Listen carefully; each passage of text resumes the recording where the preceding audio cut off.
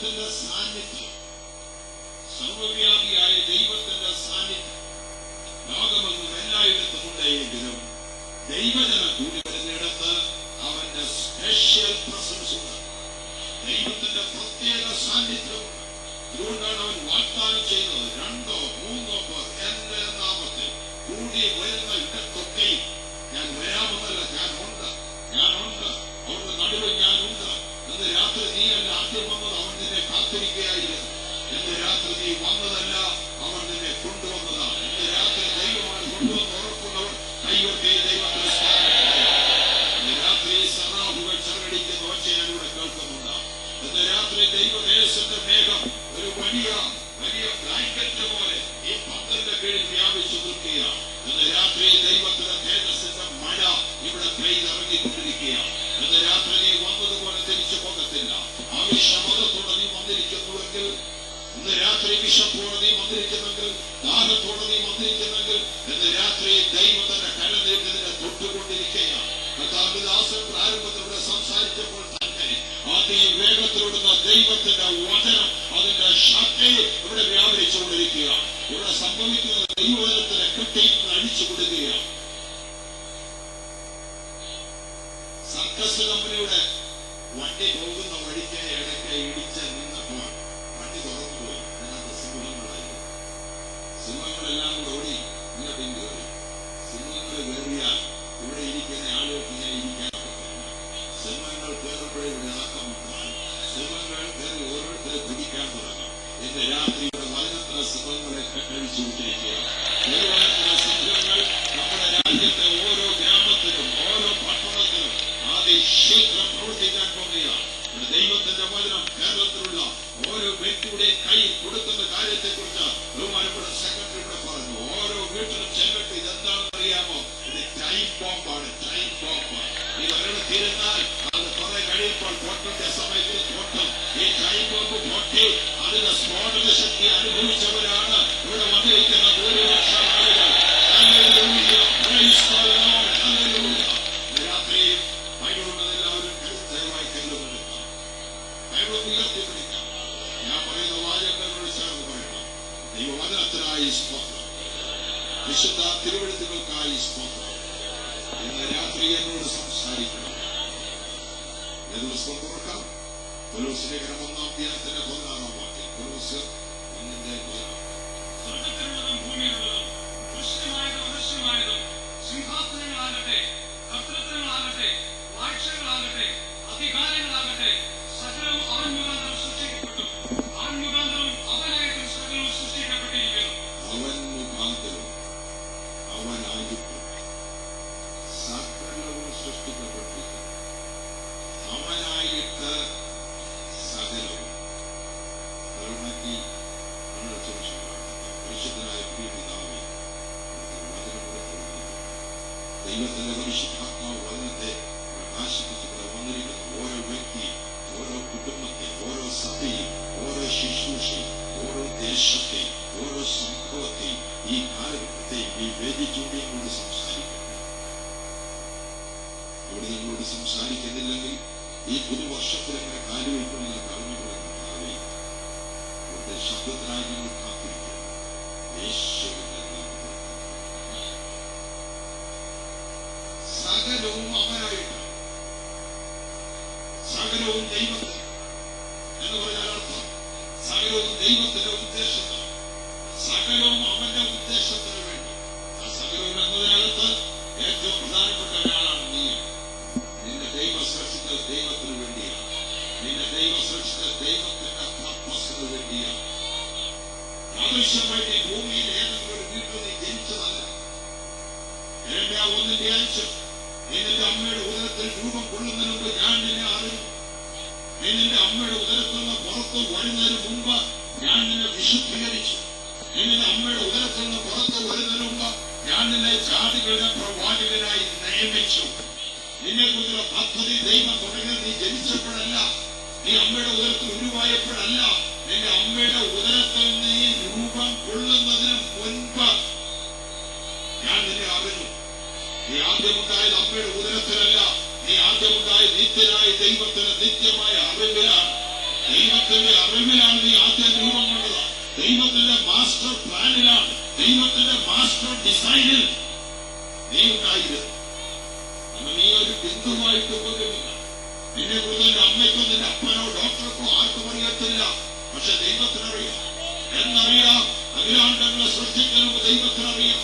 ദൈവത്തിന് നിത്യമായ പദ്ധതിയിൽ ദൈവം നിന്നെ അറിഞ്ഞു എന്ന് മാത്രമല്ല, നീ ജനിക്കുന്ന മുമ്പ് തന്നെ ദൈവം നിന്നെ വിശുദ്ധീകരിച്ചു. നീ ജനിക്കുന്ന മുമ്പ് തന്നെ ജാതികളുടെ പ്രവാചകനായി ദൈവം നിന്നെ നിയമിച്ചു, നിന്നെ ഓർഡൈൻ ചെയ്തു. ദൈവത്തിന്റെ ഓർഡിനേഷൻ നിനക്ക് നൽകിയത് നീ ജനിക്കുന്നതിന് മുമ്പാണ്.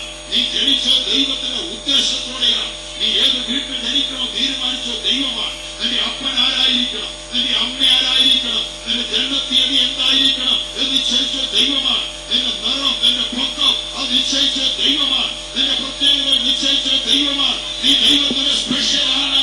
ദൈവത്തിന് പ്രത്യേക ഉദ്ദേശം നിന്നെ കുറിച്ചുണ്ട്. 139 സങ്കീർത്തനം 13 വാക്യങ്ങൾ വായിക്കും. ഭൂമിയുടെ അധോഭാഗത്ത് നീ നിർമ്മിക്കപ്പെട്ടപ്പോൾ നീ അവന് മറവായിരുന്നില്ല. എന്റെ അമ്മയുടെ ഉദരത്തിൽ നീ എന്നെ മെടഞ്ഞു. ദൈവമേ, നീയാണ് എന്നെ മെടഞ്ഞത്. അമ്മയുടെ ഉദരത്തിൽ നിന്നെ മെടഞ്ഞത് ദൈവമാണ്. ദൈവമാണ്. നിന്റെ അസ്ഥികൂടം അവന് മറവായിരുന്നില്ല. അന്ന് നിന്നെ മെടയുമ്പോൾ നീ ഒരു ചെറിയ ഭ്രൂണമായിരിക്കുമ്പോൾ നീ മറവായിരുന്നില്ല. ദൈവത്തിന് നിന്റെ വിശദാംശങ്ങൾ രൂപപ്പെടുത്തിയ ദൈവമാണ്. എന്ന് മാത്രമല്ല, നിയമിക്കപ്പെട്ട നാളുകൾ ഒന്നും ഉണ്ടാകുന്നതിന് മുമ്പ് തന്നെ അവന്റെ പുസ്തകത്തിൽ എഴുതി വെച്ചു. പ്രത്യേകം മനസ്സിലാക്കാൻ ബുദ്ധിമുട്ടുള്ള വാചകമാണ്. വാചകത്തിന്റെ അർത്ഥം വിശദീകരണം ഞാൻ തരാം. നിന്നെ കുറിച്ചുള്ള ദൈവത്തിന്റെ നിത്യമായ നിർണയം, നിന്റെ ജീവിതത്തെക്കുറിച്ചുള്ള ദൈവത്തിന്റെ പർപ്പസ്, നിന്റെ ജീവിതത്തെക്കുറിച്ചുള്ള ദൈവത്തിന്റെ ഉദ്ദേശം നിയമിക്കപ്പെട്ട നാളുകൾ ഉണ്ടാകുന്നതിന് മുമ്പ് തന്നെ ദൈവത്തിന്റെ പുസ്തകത്തിൽ എഴുതി വച്ചിരിക്കുക. നിന്നെ കുറിച്ച് ദൈവത്തിന്റെ പുസ്തകത്തിൽ എഴുതി വെച്ചിട്ടുണ്ട്. എന്താ? നിയമിക്കപ്പെട്ട നാളുകൾ ഉണ്ടാകുന്നതിന് മുമ്പ് തന്നെ. നീ വെറുതെ ഉണ്ടായാളല്ല, നീ അദൃശ്യമായി വന്നയാളല്ല. ദൈവത്തിന് നിന്നെ കുറിച്ച് പ്രത്യേക ഉദ്ദേശമുണ്ട്. അതുകൊണ്ട് എന്ത് ചെയ്തു? യെശയ്യാവ് 46 3-4 വാക്യം. നീ അമ്മയുടെ ഉദരത്തിലായിരിക്കുമ്പോഴേ ദൈവം നിന്നെ വഹിച്ചു. അമ്മയുടെ ഉദരത്തിലായിരിക്കുമ്പോൾ ഗർഭം മുതൽ വഹിക്കപ്പെട്ടവരും ഉദരം മുതൽ ചുമക്കപ്പെട്ടവരുമായി യാക്കോബ് ഗ്രഹവും ഇസ്രായേൽ ഗ്രഹത്തിൽ ശേഷിച്ചിരിക്കുന്ന എല്ലാവരുമായുള്ളവരെ എന്റെ വാക്കു കേൾപ്പി. നിങ്ങളുടെ വാർദ്ധക്യം വരെ ഞാൻ മാറാത്തവൻ തന്നെ. നിങ്ങൾ നരയ്ക്കുമ്പോഴും ഞാൻ നിങ്ങളെ ചുമക്കും. ഞാൻ ചെയ്തിരിക്കുന്നു. ഞാൻ വഹിക്കുകയും ഞാൻ ചുമന്ന് വിടുവിക്കുകയും ചെയ്യും. നരയ്ക്കുമ്പോഴും ഞാൻ ചുമക്കും. ആദ്യ കാര്യം പറയുന്നത് ഗർഭം മുതൽ അവന്റെ കൈകളിൽ അവൻ വഹിക്കുന്ന ആളുകളുടെ കാര്യമാണ് പറയുന്നത്. ഇടയ്ക്ക് താഴെയിടത്തില്ല. നീ നരയ്ക്കുന്നവരെ, നീ വാർദ്ധക്യത്തിലെത്തുന്നവരെ അവർ തന്നെ ചുമന്നുകൊണ്ട് നടക്കുകയാണ്. എത്രവർക്ക് മനസ്സിലാകുന്ന പറയുന്ന കാര്യം മനസ്സിലായവർ ദൈവത്തിന് സ്തോത്രം ചെയ്യാം. അവന്റെ കൈകളിലാണ് നീ, അവന്റെ കൈകളിൽ നിന്നെ വരച്ചു വെച്ചിരിക്കുകയാണ്. നീ വെറുതെ വന്നതല്ല. ഇന്ന് രാത്രി ദൈവം നിന്നെ കൊണ്ടുവന്നതിന്റെ നിയോഗം നിന്നെ അറിയിക്കുവാനാണ്. ദൈവത്തിനൊരു പർപ്പസ് ഉണ്ടെന്ന് മാത്രമല്ല, നിന്നെ കുറിച്ച് ദൈവത്തിനൊരു പ്ലാൻ ഉണ്ട്. പ്ലാൻ എന്താണ്? പ്ലാന് ദൈവത്തിന്റെ പ്ലാൻ തിരിച്ചറിയണം. നന്മയും പ്രസാദവും പൂർണ്ണതയുമുള്ള ദൈവത്തിന്റെ ഹിതം ഇന്നത് തിരിച്ചറിയണം. എന്താണ് ദൈവത്തിന്റെ പ്ലാൻ? സമാഗമന കൂടാരം ഉണ്ടാക്കുവാൻ മോശയോട് ദൈവം ആവശ്യപ്പെടുമ്പോൾ ദൈവം പറഞ്ഞു, നിനക്ക് പൊന്നു തരത്തില്ലേ കൂടാരം ഉണ്ടാക്കാറില്ല. അവിടെ ഉപകരണം ഉണ്ടാക്കാനുള്ള പൊന്നി ഞാൻ തരത്തില്ല, വെള്ളി ഞാൻ തരത്തില്ല, താമ്രം ഞാൻ തരത്തില്ല, അതിനുള്ളതായ തടി ഞാൻ തരത്തില്ല, അതിനുള്ള തകശ കൂലി ഞാൻ തരത്തില്ല, തിരശ്ശീലയ്ക്കുള്ള നൂലുകൾ തരത്തില്ല, ഒന്നും തരത്തില്ല. അത് നേരത്തെ തന്നെ ഉണ്ട് നിങ്ങളുടെ കയ്യിൽ. എന്നാൽ ഒരു കാര്യം ഞാൻ തരും, ഒരു പ്ലാൻ ഞാൻ തരും. പർവ്വതത്തിനൊരു മാതൃക ഞാൻ കാണിച്ചു തരും. ആ മാതൃക പോലെ സകലവും ചെയ്തോണം. ആ മാതൃകയിൽ പെടാത്തവന്ന് കൂട്ടിച്ചേർക്കാനോ ആ മാതൃകയിലുള്ള നീക്കിക്കളയാനോ നിനക്ക് അവകാശമില്ല. ഞാൻ തരാൻ പോകുന്ന ഒരു മാതൃകയാണ്, ഞാൻ തരാൻ പോകുന്ന ഒരു പ്ലാനാണ്. ആ പ്ലാൻ അനുസരിച്ച് ചെയ്യാനുള്ള വസ്തുവകൾ മുഴുവൻ മുൻകൂട്ടി നിങ്ങളുടെ കയ്യിൽ ഞാൻ തന്നിട്ടുണ്ട്. ദൈവമേ, പൊന്നതാ വെള്ളിതാ എന്ന് പറഞ്ഞിരിക്കേണ്ട. നിനക്ക് വേണ്ടിയ ദൈവത്തിന്റെ പ്ലാനാണ്. നിന്റെ ജീവിതത്തിലുള്ള ദൈവത്തിന്റെ പ്ലാൻ നിനക്ക് ലഭിച്ചു കഴിഞ്ഞാൽ നിന്റെ വെള്ളി പൊന്ന് പുറകെ വന്നോളും. അതിന് വേണ്ടി കാര്യങ്ങളെല്ലാം പുറകെ വരും. നിനക്ക് വേണ്ടിയുള്ള പർവ്വതത്തിലെ മാതൃകയാണ്. നിന്നെക്കുറിച്ച് ദൈവത്തിന് ഒരു പ്ലാൻ ഉണ്ട്. ആ പ്ലാൻ തിരിച്ചറിയുകയാണ് വേണ്ടത്. ദൈവത്തിന്റെ പ്ലാൻ. ദൈവം മാസ്റ്റർ ഡിസൈനറാണ്. ഈ സമാഗമന കൂടാരത്തിന്റെ കാര്യം മാത്രമല്ല, മഹാപുരോഹിതരുടെ വസ്ത്രത്തിന്റെ കാര്യം പോലും ദൈവമാണ് ഡിസൈൻ നിശ്ചയിച്ചത്. വസ്ത്രം ദൈവം കൊടുത്തില്ല, പക്ഷെ ഡിസൈൻ ദൈവം കൊടുത്തു. എന്ന് മാത്രമല്ല, ബസലേലിന് ഞാൻ വിശേഷ ബുദ്ധി കൊടുത്തിരിക്കുന്നത് ചെയ്യാൻ. എന്നാൽ ബസലേല് അന്നത്തെ ബാല്യക്കാരനാണ്, പ്രായം കുറഞ്ഞൊരു മനുഷ്യനാണ് ബസലേൽ. അവനെ ഏൽപ്പിച്ചിരിക്കുക സമാഗമന കൂടാരം പണിയാൻ. ഇവരെന്താ വിശേഷതയോ? ഒറ്റ വിശേഷതയുള്ളൂ. പണ്ട് യോശുവ യുദ്ധത്തിന് പോയപ്പോൾ ഇവന്റെ വല്യപ്പൻ ഊരാണ് മോശയുടെ കൈ പൊട്ടിപ്പിടിച്ചത്. മോശയുടെ കൈ വരുമ്പോൾ ഇസ്രായേൽ ജയിച്ചു. മോശയുടെ കൈ താഴുമ്പോൾ ഇസ്രായേൽ തോറ്റു. ഇങ്ങനെ കൈ ഉയർത്തുമ്പോൾ ജനത്തിന് ജയമുണ്ടെന്ന് അറിഞ്ഞുകൊണ്ട് അഹരോന് ഊരും ഇടവും വലവും വന്നു നിന്നുകൊണ്ട് മോശയുടെ കൈ പൊട്ടിപ്പിടിച്ചു. മോശയുടെ പാറയിൽ ഇരുത്തിയച്ച് ഇടവും വലവും നിന്നുകൊണ്ട് അഹരോന് ഊരും കൈ പൊട്ടിപ്പിടിച്ചത് കൊണ്ട് ദൈവജനം ജയിച്ചു. ഒരു കാര്യം ഓർത്തോണം, നീ കൈ ഉയർത്തുമ്പോൾ ജയമാണ്, നിന്റെ കൈ താഴുമ്പോൾ തോൽവിയാണ്. ദൈവസേനയിൽ വരുന്ന അവസരത്തിൽ നിനക്ക് കൈ ഉയർത്തുവാൻ കഴിയുമ്പോഴെല്ലാം കൈ ഉയർത്തിക്കൊള്ളണം. ഇത് വെറുതെ വെക്കുന്നതല്ല. ഈ കൈ ഉയർത്തുന്നത് ദൈവത്തിന് പ്രസാദമാണ്. എങ്ങനെ അറിയാം? സമാഗമന കൂടാരം പണിയാൻ നേരത്തെ ദൈവം പറഞ്ഞു, ഊരിന്റെ മകൻ, ഊരിയുടെ മകൻ ബസലേലിനെ ഞാൻ വിശേഷ ബുദ്ധി കൊണ്ട് നിറയ്ക്കുന്നു. എന്നാൽ ഊരിന്റെ മകൻ, ഊരിയുടെ മകൻ ബസലിനെ നിറച്ചത് ഒരു കാര്യം പറയാനുള്ളൂ, അവന്റെ വല്യപ്പൻ കൈവയ്ക്കവനാ ദൈവസന്നിധിയിലാണ്. നീ ദൈവസനെ കൈവയ്ക്കിയാൽ നിന്റെ അടുത്ത തലമുറയ്ക്ക് വേണ്ടി നീ ഇൻവെസ്റ്റ്മെന്റ് നടത്തുകയാണ്. നീ കൈവയ്ക്കുന്നത് വെറുതെ ആകത്തില്ല. സ്വർഗം പറയും, നിന്റെ കുടുംബത്തിൽ നിന്ന് ശത്രുക്കൾ എഴുന്നേൽക്കട്ടെ, നിന്റെ കുടുംബത്തിൽ നിന്ന് പണിക്കാർ എഴുന്നേൽക്കട്ടെ, നിന്റെ മക്കൾക്ക് വിശേഷ ബുദ്ധി നൽകട്ടെ എന്ന് ദൈവം കൽപ്പിച്ച സ്തോത്രം. ദൈവത്തിന്റെ മക്കൾ ഒരു പ്ലാനുണ്ട്. നിന്റെ ജീവിതത്തെ കുറിച്ച്, നിന്റെ മിനിസ്ട്രിയെ കുറിച്ച്, നിന്റെ കുഞ്ഞുങ്ങളുടെ ഭാവിയെ കുറിച്ച് ദൈവത്തിന്റെ മക്കൾ ഒരു പ്ലാനുണ്ട്. നീ ഭൂമിയിൽ ചെയ്യേണ്ട കാര്യങ്ങളെ കുറിച്ച് ദൈവത്തിന്റെ മക്കൾ ഒരു പ്ലാനുണ്ട്. ആ പ്ലാനിൽ ഇല്ലാത്ത കാര്യങ്ങൾ നിനക്ക് കഴിവുണ്ടെന്ന് പറഞ്ഞ് നീ ചെയ്യേണ്ട ആവശ്യമില്ല.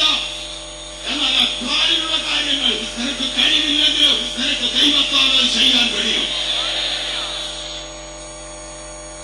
വീട് പണിയാതിരുന്നാൽ പണിയുന്നവർ വൃഥ അധ്വാനിക്കും.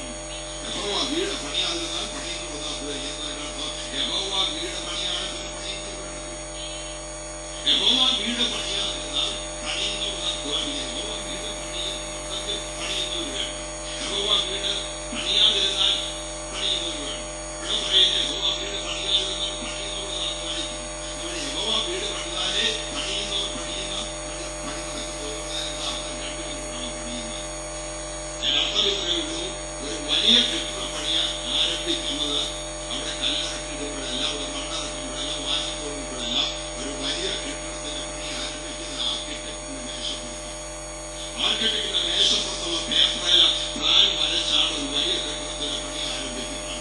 ദൈവമാണ്, അവരാണ് മാസ്റ്റർ ആർക്കിടെക്ട്. അവന്റെ പേര് തച്ചന്റെ മകനെന്നാണ് ആളുകളൊക്കെ പറഞ്ഞു. ശരിയാ, ഏത് തച്ചന്റെ മകൻ അവനെന്നറിയാം? ആകാശം കോടി നക്ഷത്രങ്ങള് ആളുറപ്പിച്ച ആ മഹാതച്ചന്റെ മകനാണ് അവൻ.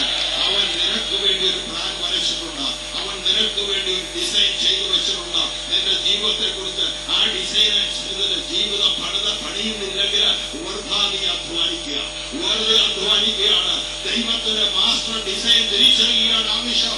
ഇന്ന് രാത്രി പർവ്വതത്തിലെ മാതൃക നീ കണ്ടുപിടിക്കുകയാണ് ആവശ്യം. നിന്നെ കുറിച്ചുള്ള ദൈവത്തിന്റെ മഹത്തായ പദ്ധതി എന്താണെന്ന് നീ തിരിച്ചറിയണം. നിന്നെ കുറിച്ച് ദൈവത്തിന് മഹത്തായ ഒരു പദ്ധതിയുണ്ട്. നിന്റെ ജന്മം പാഴാകുവാനല്ല ഈ ഭൂമിയിൽ ദൈവം നിന്നെ ആഗ്രഹിക്കുന്ന ഒരു സാധാരണക്കാരനായി അലഞ്ഞു തിരിയുവാനല്ല. ദൈവത്തിന്റെ ഉദ്ദേശങ്ങളെ നിവർത്തിക്കുവാനാണ്.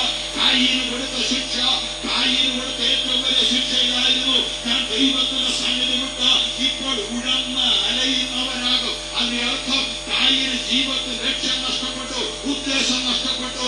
ദൈവത്തിന്റെ പദ്ധതി അവനെ കുറിച്ചുള്ളത് പാഴായിപ്പോയി. അതാണ് ഏറ്റവും വലിയ ശിക്ഷ. നീ ഉഴന്നലയുന്നവനാകരുത്. ഇന്ന് രാത്രികാലം ദൈവത്തിന്റെ പദ്ധതി തിരിച്ചറിയണോ? നിന്നെ കുറിച്ചുള്ള ദൈവത്തിന്റെ പ്ലാൻ തിരിച്ചറിയണോ? അത് പൂർത്തീകരിക്കുകയാണ് നിന്റെ ജീവിതത്തിൽ ആവശ്യമായത്. പ്ലാൻ മാത്രമല്ല, ദൈവത്തിന്റെ പ്രോമിസ് ഉണ്ട്. ദൈവത്തിന്റെ പ്രോമിസ്, ദൈവം വാഗ്ദാനം നൽകി തരും. ആരെക്കുറിച്ച് ദൈവത്തിന് പ്ലാനുണ്ടോ ദൈവം ഇടപെടുക, അവർക്ക് വാഗ്ദാനം നൽകിത്തരും, അവർക്ക് പ്രവചനം നൽകിത്തരും, അവർക്ക് ദൈവ ദൂത് നൽകിത്തരും. അവരുടെ ദൈവത്തിന്റെ ദൂത് മാറാത്തതാണ്. ദൈവത്തിന്റെ ആലോചന നിവർത്തിക്കും. യെശയ്യാ 46 10 വാക്യത്തിൽ എഴുതിയിരിക്കുന്നു, എന്റെ ആലോചന ഞാൻ നിവർത്തിക്കും. ദൈവത്തിന്റെ ആലോചന നിന്നെ കുറിച്ചുണ്ട്, ദൈവത്തിന്റെ ദൂത് നിന്നെ കുറിച്ചുണ്ട്, നിന്നെ കുറിച്ച് ദൈവത്തിന്റെ പ്രോമിസ് ഉണ്ട്. പ്രോമിസ് ഇവിടെ ഇരിക്കുന്ന ചില ആളുകളോട് ദൈവം സംസാരിച്ചിട്ടുള്ള ദൂതുകൾ അവർക്ക് മറ്റുള്ളവരോട് പറയാൻ പേടിയാണ്. കാരണം അവരുടെ പ്രാപ്തിയേക്കാൾ അനേകം മടങ്ങ് മഹത്തായ കാര്യമാണ് ദൈവം പറഞ്ഞിരിക്കുന്നത്. ദൈവം അവരെ ഉപയോഗിക്കാൻ പോകുന്ന കാര്യങ്ങളെ കുറിച്ച്, ദൈവം അവരെ നടത്താൻ പോകുന്ന വഴികളെ, കുഞ്ഞുങ്ങളുടെ ഭാവിയെ കുറിച്ച് ദൈവം പറഞ്ഞിട്ടുള്ള കാര്യങ്ങൾ മറ്റുള്ളവരെ പറയാൻ നാണമാണ്. കാരണം അത് ശരിയാണോ തെറ്റാണോ എന്ന് ആളുകൾ സംശയിക്കത്തക്കുള്ള അത്ര മഹത്തായ കാര്യം ദൈവം നിന്നെ കുറിച്ച് പറഞ്ഞിരിക്കുക. ഒരു വലിയ വിളി, നിന്നേക്കാൾ വലിയൊരു വിളിയാണ് ദൈവം നിന്നോട് വെച്ചിരിക്കുന്നത്. നിന്നേക്കാൾ വലിയൊരു ദൗത്യമാണ് ദൈവം നിന്നെ ഏൽപ്പിച്ചിരിക്കുന്നത്. നിന്റെ മക്കൾ ഇപ്പോഴുള്ളതായ പ്രാപ്തി കൊണ്ട് അത് ചെയ്തെടുക്കാൻ കഴിയത്തില്ല. നിന്റെ മക്കൾ ഇപ്പോഴുള്ള കഴിവുകൊണ്ട് അത് ചെയ്തെടുക്കാൻ കഴിയത്തില്ല. ദൈവം പറഞ്ഞ ആലോചന നിവർത്തിക്കാൻ നീ നോക്കുമ്പോൾ അയ്യോ എന്നെ കൊണ്ട് കഴിയത്തില്ല, ഞാൻ ശക്തനല്ല, ഞാൻ ബലഹീനമാണ്, അവരുടെ പ്രാപ്തി എനിക്കില്ല, അവരുടെ വരുമാനം എനിക്കില്ല, അവരുടെ സഹായം എനിക്കില്ല, അവരുടെ ടീം എനിക്കില്ല എന്ന് പറഞ്ഞ് നിലവിളിക്കത്തക്കവണ്ണം അത്രയ്ക്ക് വലിയൊരു വിളിയാണ് ദൈവത്തിന്റെ മുമ്പിൽ വെച്ചിരിക്കുന്നത്. എന്നേക്കാൾ വലിയൊരു വിളി നിന്റെ മുമ്പിൽ വെച്ചോണ്ട് ദൈവം നിന്നെ ചലഞ്ച് ചെയ്യുക. പൂർത്തീകരിക്കുക, നീ പൂർത്തീകരിക്കുക, നീ കാലുവെക്ക്, ഞാൻ കൂടുണ്ട്, നീ കാലുവെക്ക്, നീ പേടിക്കേണ്ട കാര്യമില്ല, ഞാൻ നിനക്കായിട്ട് പിടിച്ചിട്ടുണ്ട്, നിനക്ക് വേണ്ടി ഞാൻ തരും, നിന്നോട് കൂടെ ഇരിക്കും, നിന്റെ വാക്കോട് കൂടെ ഇരിക്കും. ഇരമ്യാവരോട് പറഞ്ഞപ്പോൾ ഇരമ്യാ പറഞ്ഞ അയ്യോ ഞാൻ പറഞ്ഞവർ കേൾക്കത്തില്ല. ദൈവം പറഞ്ഞ ബാലനെന്ന് നീ പറയില്ല, നിന്റെ അധരങ്ങളെ ഞാൻ സ്പർശിക്കുന്നു, എന്റെ വരലുകൾ നിന്റെ അധരങ്ങളെ തൊടുന്നു, നിന്റെ വായിൽ എന്റെ വചനങ്ങളെ ഞാൻ വെച്ചു തരുന്നു. ഇനി ആരാണ് പറഞ്ഞ് നടക്കേണ്ട ദൈവത്തിന്റെ വിരൽ എന്ന് രാത്രി നിന്റെ അധരങ്ങളെ സ്പർശിക്കുന്നു.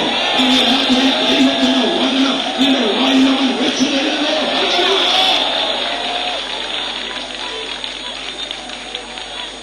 ഒരു മനുഷ്യൻ ദൈവം വിളിച്ചു പറയുന്നു, ഏകദേശം 30 ലക്ഷം പേര് വരുന്ന ജനത്തിന്റെ വിമോചകനായിരിക്കാൻ, പഴയ നിയമത്തിന്റെ മധ്യസ്ഥനായിരിക്കാൻ, ഇസ്രായേലിനെ മിസ്രയീമിൽ നിന്ന് പുറപ്പെടുവിക്കുന്നവനായിരിക്കാൻ ഒരു മനുഷ്യനെ ദൈവം വിളിക്കുമ്പോൾ അവൻ പറയും അയ്യോ ദൈവം വേണ്ട, ഞാൻ പഠിച്ച നാവുള്ളവൻ, ഞാൻ വിക്കൻ, നീ എന്നോട് സംസാരിച്ചതിന് ശേഷവും ഞാൻ വാഗ്വൈഭവമുള്ളവനല്ല, എന്റെ സഹോദരൻ അഹരോൻ വാഗ്വൈഭവമുള്ളവനാണ്, ഞാൻ പ്രാപ്തനല്ല, ഞാൻ യോഗ്യനല്ല, എന്നെ കൊണ്ട് അത് സാധിക്കത്തില്ല എന്ന് പറഞ്ഞ് ഒഴിവൊഴി പറയുകയാണ്. ദൈവം പറഞ്ഞു നീ വിക്കനാണെങ്കിൽ വായെ സൃഷ്ടിച്ച ദൈവം ഞാനാണ്. വിക്കനായ മോശയും വായെ സൃഷ്ടിച്ച ദൈവം കൂടെ ഒന്നിച്ച് ചേർന്നാൽ അത്ഭുതം നടക്കും. വാഗ്വൈഭവമുള്ള അഹരോൻ പോയി ജനത്തെ വിടുവിക്കുകയാണെങ്കിൽ കുറെ മഹത്വം അഹരോന് പോകും. ദൈവം തന്റെ മഹത്വം പാഠ്യോരുത്തരം വിട്ടുകൊടുക്കത്തില്ല.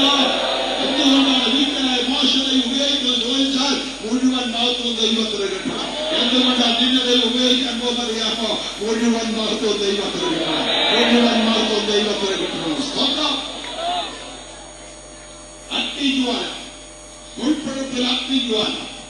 അതുകൊണ്ടാണ് അത് കണ്ടാണ് മോശ ചെല്ലുന്നത്. തീ കത്തുന്നു, ഉൾപ്പെടുപ്പ് തീ പിടിച്ചിരിക്കുന്നു.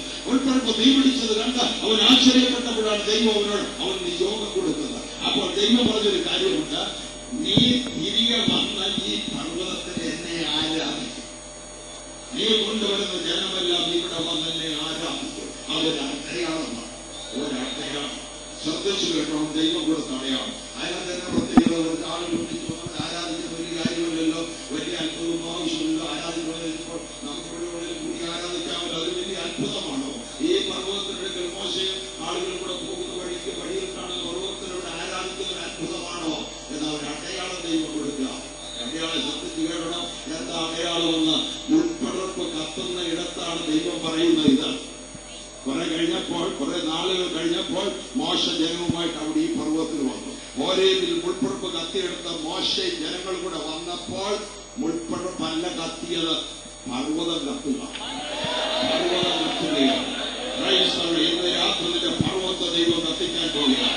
മുൾപ്പുറപ്പ് കത്തിയ അനുഭവത്തിനെ കൊണ്ടായിരുന്നവർ ദൈവം പറയുന്നു ഒരു അടയാളം ഞാൻ തരാം. നിന്റെ കൂടെ വരുന്ന ജനങ്ങൾ അമ്പരക്കത്തുള്ള ഒരു അടയാളം നിനക്ക് ഞാൻ തരാം. ഈ ഹോരേബിൽ പർവ്വത്തെ കത്തിച്ചു ദൈവം കത്തിക്കുന്നു. എന്റെ ദൈവത്തിലെ പർവ്വത്തെ ദൈവം കത്തിക്കുന്നു എന്ന് രാത്രി നിന്റെ പർവ്വതം കത്തട്ടെ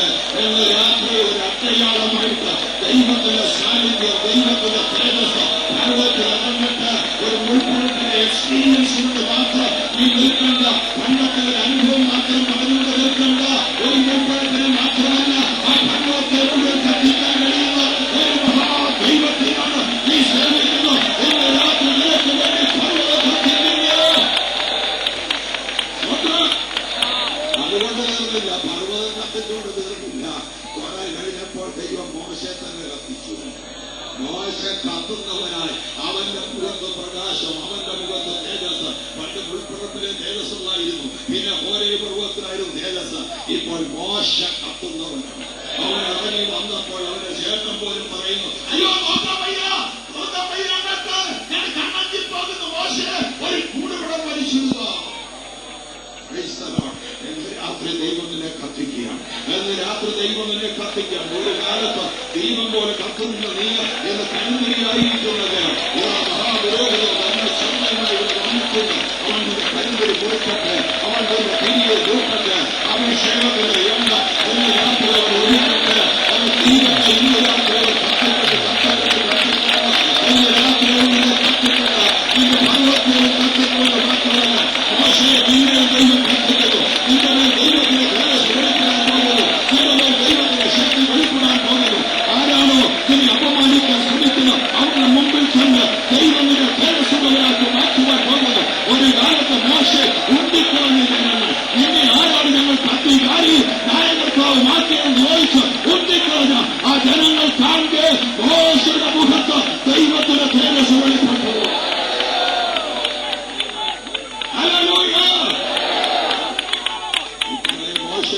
ദൈവം അത്ഭുതം ചെയ്തെങ്കിലും എന്നും വീക്കനായിരുന്നില്ല. ദൈവം ജനത്തെ മിശ്രയിൽ പുറപ്പെടുവിക്കുമ്പോൾ അവിടെ എഴുതിയിരിക്കുന്ന അവരുടെ ഗോത്രങ്ങൾ ഒരു ബലഹീനരമുണ്ടായിരുന്നില്ല. 30 ലക്ഷം ആളുകളുടെ കുഷ്ഠരോഗികളില്ല, മുടന്തന്മാരില്ല, 30 ലക്ഷം ആളുകളുടെ ഇടയില്ല, ദീനം പിടിച്ചവരില്ല. ഇല്ല, ഒരു ബലഹീനമില്ല. എവിടെ പോയി ബലഹീനന്മാരില്ല? അറുക്കപ്പെട്ട പെസഹ കുഞ്ഞാട് ഒരു ഏകത അവർ പാർക്കുന്ന വീടിന്റെ രംഗത്ത് രണ്ടുപേരെ പുറപ്പെടുത്തി വിരട്ടി അന്ന് രാത്രി കുഞ്ഞാടിനെ തീയിൽ ചുട്ടെടുത്തവർ ഭക്ഷിച്ചിരിക്കുമ്പോൾ ആ രക്തത്തിനകത്ത് വ്യാപരിച്ച രോഗശാന്തിയുടെ കൃപ അത്ഭുത സൗഖ്യം നൽകി. എന്ന് രാത്രി യേശുവിന്റെ രക്തത്തിന്റെ ശക്തി ഈ പന്തലിൽ വ്യാപരിച്ചുകൊണ്ടിരിക്കുക. അന്ന് രാത്രി രക്തത്തിന്റെ ശക്തിയുടെ വ്യാപരിക്കുന്നു. എന്ന് രാത്രി അത്ഭുത രോഗശാന്തിയുടെ കൃപ ഈ പന്തലിൽ വ്യാപരിക്കുന്നു. ഈ മനുഷ്യരുടെ വ്യാപരിക്കുന്നു. യേശുവിന്റെ നാമത്തിൽ എന്ന് രാത്രി നിനക്ക് വിടുതലുണ്ട്. ചെങ്കടൽ കടന്ന് മരുഭൂമിയിലെത്തിയ അവർക്ക് നന്നാ ദാഹിച്ചപ്പോൾ വെള്ളം കണ്ട് കുടിക്കാൻ ഓടിച്ചെന്ന് കുടിച്ചപ്പോൾ കയ്പ് വെള്ളം 4000 കയ്പ് വെള്ളം. അത് കുടിച്ചപ്പോൾ ജനം നിലവിളിച്ചു. ദൈവം പറഞ്ഞ വർഷം മുറിച്ചെടുത്ത വെള്ളത്തിലേക്ക് എറിയാൻ പറഞ്ഞു. വർഷം മുറിച്ചെടുത്ത വെള്ളത്തിലേക്ക് എറിഞ്ഞപ്പോൾ വെള്ളം മധുരമുള്ള വെള്ളമായി. എവിടെയാ മധുരമുള്ള വെള്ളം ജനത്തിന് ദൈവം കുടിക്കാൻ കൊടുത്ത്? എവിടെയാ നിനക്ക് ദൈവം മധുരമുള്ള വെള്ളം തരുന്നെന്നറിയാമോ? എവിടെ നീ കയ്പ് നീര് കുടിച്ചോ അവിടെയാണ് ദൈവം. എവിടെയാണോ കയ്പ് കുടിച്ച് അവിടെ തന്നെ ദൈവം നിനക്ക് മധുരമുള്ള വെള്ളം തരും. എവിടെയാണോ ആളുകൾ നിന്നെ താഴ്ത്തിക്കെട്ടിയത് അവിടെ തന്നെ ദൈവം നിന്നെ ഉയർത്തും. എവിടെയാണോ നിനക്ക് നഷ്ടമുണ്ടായോ അവിടെ തന്നെ ദൈവം ലാഭമുണ്ടാക്കും. എവിടെയാണോ നിനക്ക് താഴ്ചയുണ്ടായത് അവിടെ തന്നെ ദൈവം നിന്നെ ഉയർത്തും. എവിടെയാണോ നിനക്ക് നീ അപമാനങ്ങൾ അപവാദങ്ങൾ പ്രവഹിച്ചത് അവിടെ തന്നെ ദൈവം നിന്നെ മാനിക്കും. നീ കയ്പുതരെ കുറിച്ച് എടുത്തു തന്നെ ദൈവം നിനക്ക് മാത്രമുള്ള വെള്ളത്തിന് പ്രൈസ് നൽകാം. നിന്നുള്ള ദൂരാണ്, നിന്നുള്ള പേഴ്സണലായ ദൂരാണ്, നിന്നുള്ള വ്യക്തിപരമായ ദൂരാണ്, നിന്നുള്ള ദൈവത്തിന്റെ ആലോചനയാണ്. എന്ന് നീ കണ്ണുനീരോടെ ഇരിക്കുന്നത് ദൈവം പറയുന്നു അവിടെ തന്നെ നിനക്ക് ദൈവം ജയം തരാൻ പോകുന്നു. എന്ന് നീ ഞെരുക്കത്തിലിരിക്കുന്നത് അവിടെ തന്നെ ദൈവം നിനക്ക് വിശാലത വരുത്തുന്നു. എന്ന് നീ ബലഹീനനായിരിക്കുന്നത് നിന്റെ ബലഹീനത ദൈവത്തിന്റെ ശക്തി എന്ന് രാത്രി തികഞ്ഞു വരുന്നു. Hallelujah, hallelujah.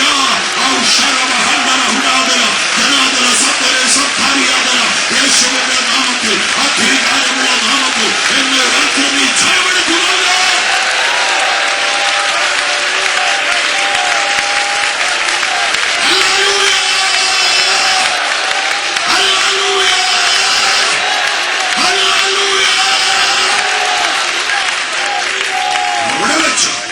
ഒരു ഉടമ്പടി ചെയ്യുക. ഉടമ്പടി ഇതാണ്: ഇസ്രായേൽക്കാർക്ക് വരുത്തിയ യാതൊരു വ്യാധി ഞാൻ നിനക്ക് വരുത്തുകയില്ല. ഞാൻ നിന്നെ സൗഖ്യമാക്കുന്ന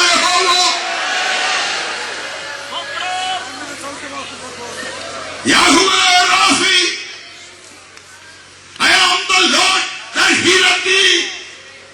ഞാൻ നിന്നെ സൗഖ്യമാക്കുന്ന യഹോവ എന്ന ദൈവത്തിന്റെ വചനം ദൈവം പ്രഖ്യാപിച്ചപ്പോൾ അതിവേഗത്തിലോടുന്ന വചനം ആ ഗോത്രമുള്ള മുഴുവൻ ബലഹീനത എടുത്തു കളഞ്ഞു.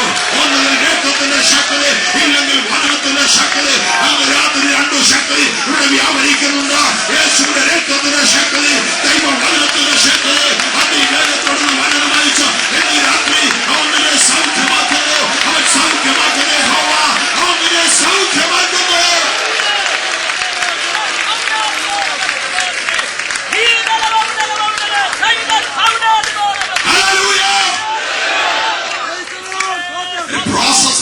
ദൈവത്തിന്റെ പ്രോമിസ് നിറവേറുവാൻ ഒരു പ്രോസസ് ഉണ്ട്. ആ പ്രോസസ്സിലൂടെ കടന്നു പോകും സകല ജീവിതങ്ങളും. യോസേഫിനെ കുറിച്ച് വായിക്കും, ദൈവത്തിന്റെ അരുളപ്പാടിനാൽ ശോധന ചെയ്യുവോളം അവന്റെ കൈകൾ ഇരുമ്പ് ചങ്ങലയിൽ കുടുങ്ങി. വാഗ്ദാനങ്ങൾക്കെല്ലാം ശോധനയുണ്ട്. പാലും തേനോട് ദേശം കൊടുക്കാമെന്നുള്ളത് വിളിച്ചവർക്ക് പിറ്റേ ദിവസം കിട്ടിയില്ല, പിറ്റേ ആഴ്ചയിലും കിട്ടിയില്ല, പിറ്റേ മാസവും കിട്ടിയില്ല, പിറ്റേ ആണ്ടിലും കിട്ടിയില്ല. 40 കൊല്ലം മരുഭൂമിയിൽ കൂടെ നടന്ന എല്ലാ പ്രോമിസും നിറവേറുന്നതിന് മുമ്പ് ചെറുതോ വലുതോ ആയ ഒരു മരുഭൂമിയിൽ നടക്കണം. മരുഭൂമിയിൽ കൂടെ നടക്കണം. നീ പാകപ്പെട്ടാലേ അങ്ങോട്ട് കാലുവെക്കാനൊക്കത്തുള്ളൂ. നിന്റെ അകത്ത് ശരിക്കുള്ള വിശ്വാസം വന്നാലേ ദൈവം അവരോട് നിന്നെ കൊണ്ടുപോകത്തുള്ളൂ. സംശയമുണ്ടെങ്കിൽ മരുഭൂമിയിൽ കൂടെ ചുറ്റിക്കൊള്ളാൻ പറയും. വെറുപ്പാണെങ്കിൽ മരുഭൂമിയിൽ കൂടെ കറങ്ങിക്കൊള്ളാൻ പറയും. പരിശോധനയുടെ സമയമുണ്ട്. Testing period. ദൈവത്തിന്റെ ആലോചന കിട്ടിയ ഒരു മനുഷ്യനായിരുന്നു യോസഫ്. ദൈവത്തിന്റെ സ്വപ്നം കിട്ടിയവനാ. സ്വപ്നം സൂര്യനും ചന്ദ്രനും 10 നക്ഷത്രങ്ങളുടെ കാൽക്കൽ വീഴുന്ന സ്വപ്നവും കണ്ടത്. കാണുകയാണെ അത്രയും സ്വപ്നവും കാണില്ല. നക്ഷത്രങ്ങൾ വന്ന് കാലിന്റെ ചവിട്ടി വീണ് കിടക്കുന്ന സ്വപ്നം. ഒരു കാര്യം ഞാൻ പറയാം, ദൈവം തന്ന സ്വപ്നമാണ് അത് നിറവ്. പറയാൻ തുടങ്ങുമ്പോൾ ചേട്ടന്മാർക്ക് ബുദ്ധിമുട്ടാകുമെന്നേ ഉള്ളൂ. അവര് പറയും സ്വപ്നകാലം വരുന്നു, ഇവന്റെ സ്വപ്ന എന്താകുമെന്ന് നമുക്കൊന്ന് കാണാം. നിന്നോട് ഒരു പിണക്കമില്ല, നിന്നോടൊരു പിണക്കമില്ല. നിന്റെ സ്വപ്നത്തോടാണ്. നിന്റെ അകത്തൊരു കൃപയുള്ളത്, നിന്റെ അകത്തൊരു മിനിസ്ട്രി ഉള്ളത്, നിന്റെ അകത്തൊരു അഭിഷേകമുള്ളത്. അതിനോടാണ് പറഞ്ഞത് സ്വത്രം. നിന്നോട് പേഴ്സണലായിട്ട് വളരെ സ്നേഹമാണ്, വളരെ ഇഷ്ടമാണ്. പക്ഷെ നിന്റെ അകത്ത് ദൈവം എന്ന കൃപയ്ക്കെതിരെ ഒരു പോരാട്ടമുണ്ട്. കൃപയ്ക്കെതിരെ ഒരു പകയുണ്ട്. കൃപയ്ക്കെതിരെ ഒരു അസൂയയുണ്ട്. ദൈവം എന്ന ദർശനം അകത്തുണ്ടോ, ദൈവം എന്ന സ്വപ്നം അകത്തുണ്ടോ, അതിനെ പോരാട്ടം നടക്കുന്നു. യോസേഫ് കൊണ്ടുകൊടുത്ത അപ്പവും മരുന്നും തിന്നുകൊണ്ട് ആ ചേട്ടന്മാർ ഇവനെ പിടിച്ചിട്ടേക്കുന്ന പക്ഷെ ഒരു കാര്യം ഞാൻ പറയാം, യോസേഫിനെ ഇടാനൊക്കത്തുള്ളൂ. സ്വപ്നത്തെ പിടിച്ച് പൊട്ടങ്ങോട്ട് ഇടാൻ. യോസേഫിനെ പിടിച്ചിട്ടുണ്ട്. അവർ വിചാരിക്കും സ്വപ്നം എങ്ങനെയാകും, സ്വപ്നം നടക്കത്തില്ല, സ്വപ്നത്തെ നമ്മൾ പിടിച്ചിട്ടെന്ന് അവർ തെറ്റിദ്ധരിക്കുക. ഇല്ല, സ്വപ്നത്തെ പിടിച്ച് പൊട്ടങ്ങോട്ട് ഇടാൻ ആർക്കും ശക്തിയില്ല. യോസേഫിനെ കൽത്തുറുങ്കിൽ അടയ്ക്കാൻ, പക്ഷേ സ്വപ്നത്തെ അടയ്ക്കാൻ ശക്തിയില്ല. ദർശനമെന്ന സമാപ്തിയിലേക്ക് ബന്ധപ്പെട്ടുകൊണ്ടിരിക്കും. ഇതിന് തടസ്സമായിട്ട് ഉണ്ടാക്കുന്നതല്ല, നിവർത്തിക്കാനുള്ള ചവിട്ടുപടികളാക്കി ദൈവം മാറ്റിക്കൊണ്ടിരിക്കും. നിന്നോട് ദൈവം പറഞ്ഞ ദൈവത്തിന്റെ ആലോചന ദൈവം നിവർത്തിക്കും. നിന്നോട് ദൈവത്തിന്റെ അരുളപ്പാട് ദൈവം നിവർത്തിക്കും. നിശ്ചയമായി നിവർത്തിക്കും. അതിനെ തടഞ്ഞു നിർത്തുക ഓരോ ശക്തിക്ക് കഴിയത്തില്ല. എന്ന് മാത്രമല്ല, തടയുവാൻ ശ്രമിക്കുന്ന കാര്യങ്ങൾ അതിന് നിവൃത്തിക്ക് വേണ്ടിയുള്ള വഴിയാക്കി ദൈവം മാറ്റും. നിന്റെ കാലിന് മുമ്പിൽ വെക്കുന്ന ഇടർച്ചക്കല്ലുകൾ നിനക്ക് മുകളിലൂടെ ചവിട്ടിക്കാറുള്ള ചവിട്ടുകല്ലുകളാക്കി ദൈവം മാറ്റും. മനസ്സിലായോ? ദൈവത്തിന് സ്തോത്രം. കൊടൈക്കനാലിൽ നിന്ന് ഒരു കർത്തൃദാസൻ ഇവിടെ വന്നിട്ടുണ്ട്.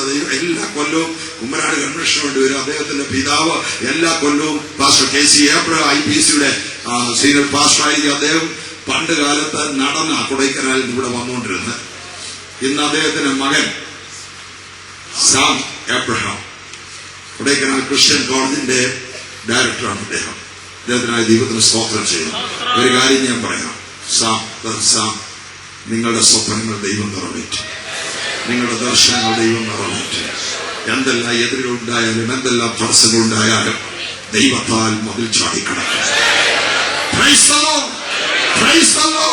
നിന്റെ അകത്ത് ദൈവം തന്ന സ്വപ്നങ്ങളെ ദൈവം നിറവേറ്റും. നിന്റെ അകത്ത് ദൈവം തന്ന ദർശനങ്ങളെ ദൈവം നിറവേറ്റും. ദൈവം പറയുന്നു, എന്റെ ആലോചന ഞാൻ നിവർത്തിക്കും. യോസേഫിനെ പിടിച്ച് കൽത്തുറുങ്കിൽ അടച്ചു. യോസേപ്പ് സ്വപ്നം വ്യാഖ്യാനിച്ചു കൊടുത്തു. പാനപാത്രവാഹകനും അപ്പക്കാരനെ പ്രമാണിക്കും. പക്ഷെ യോസേപ്പിന്റെ സ്വപ്നം യോസേപ്പ് വ്യാഖ്യാനിച്ചില്ല. മനസ്സിലാക്കേണ്ട ഒരു കാര്യമാണ്. കാരണം യോസേപ്പ് വേദനയിലേക്ക് കഷ്ടതയിലേക്ക് കടന്നുപോയത്. അവനൊരു മകനുണ്ടായപ്പോ അവൻ പറഞ്ഞു, എന്റെ സങ്കടദേശത്ത് എന്റെ സകല കഷ്ടതയിലും. 2 മക്കൾക്ക് ഇട്ടേക്കുന്ന പേരതായി പിന്നീട് പറയാം. അപ്പൊ അവൻ കഷ്ടത്തിലൂടെ കടന്നു പോകുമ്പോൾ അവന്റെ സ്വപ്നം അവൻ വ്യാഖ്യാനിച്ചില്ല. നീ ഒരുപാട് പേർക്ക് ധൈര്യപ്പെടുത്തുന്ന വാചകങ്ങൾ പറഞ്ഞു കൊടുക്കുന്ന ഒരുപാട് പേരോട് ദൂത് പറഞ്ഞിട്ടുണ്ടെങ്കിലും നീ ഇതുവരെ നിന്നോടുള്ള ദൂത് പറഞ്ഞിട്ടില്ല. സ്വത്രം. നിന്റെ വിഷയം വരുമ്പോൾ നീ വേദനിച്ചിരിക്കാം, നിന്റെ വിഷയം വരുമ്പോൾ നീ ഭാരപ്പെട്ടിരിക്കാം. പക്ഷെ അതുപോലെ ഭാരപ്പെട്ട ഒരുപാട് ആളുടെ നീ ധൈര്യപ്പെടുന്ന ഒരുപാട് കൊണ്ട് നീ പ്രാർത്ഥിച്ചിട്ടുണ്ട്. ഒരുപാട് ആൾക്ക് വിടുതലുണ്ടായിട്ടുണ്ട്, ഒരുപാട് പേർക്ക് സൗഖ്യമുണ്ടായിട്ടുണ്ട്. പക്ഷെ നീ രോഗിയ. നിന്റെ കാര്യത്തിന് നീ ശ്രദ്ധിക്കുന്നില്ല. നിന്റെ സ്വപ്നം നീ ഒന്ന് വ്യാഖ്യാനിക്കണം, നിന്റെ ദർശനം നീ ഒന്ന് വ്യാഖ്യാനിക്കണം. ഒരു കാര്യം ഉറപ്പുണ്ട്, മറ്റുള്ളവരുടെ വിടുതലിന് വേണ്ടി ദൈവം നിന്നെ ഉപയോഗിച്ചുവെങ്കിൽ നിശ്ചയമായിട്ടും നിന്റെ വിടുതൽ ഉറപ്പാണ്. പാനപാത്രവാഹകരുടെ പ്രമാണിയിൽ കൂടെ ഒരു വിടുതൽ കിട്ടുമെന്ന് വിചാരിച്ച് വെറുതെ 2 കൊല്ലം പിന്നെയും കിടക്കേണ്ടി വന്നു.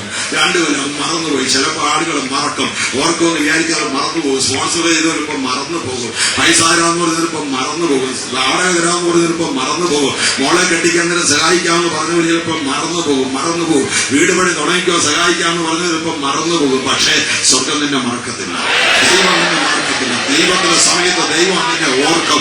ദൈവം ഓർക്കുമ്പോൾ അവര് പറഞ്ഞതിനേക്കാൾ അനേകം മടങ്ങ് നിനക്ക് വേണ്ടി ദൈവത്തിന്റെ അത്ഭുതമുണ്ടാകും. ഇതാ ഫറവോൻ ഒരു സ്വപ്നം കണ്ടു.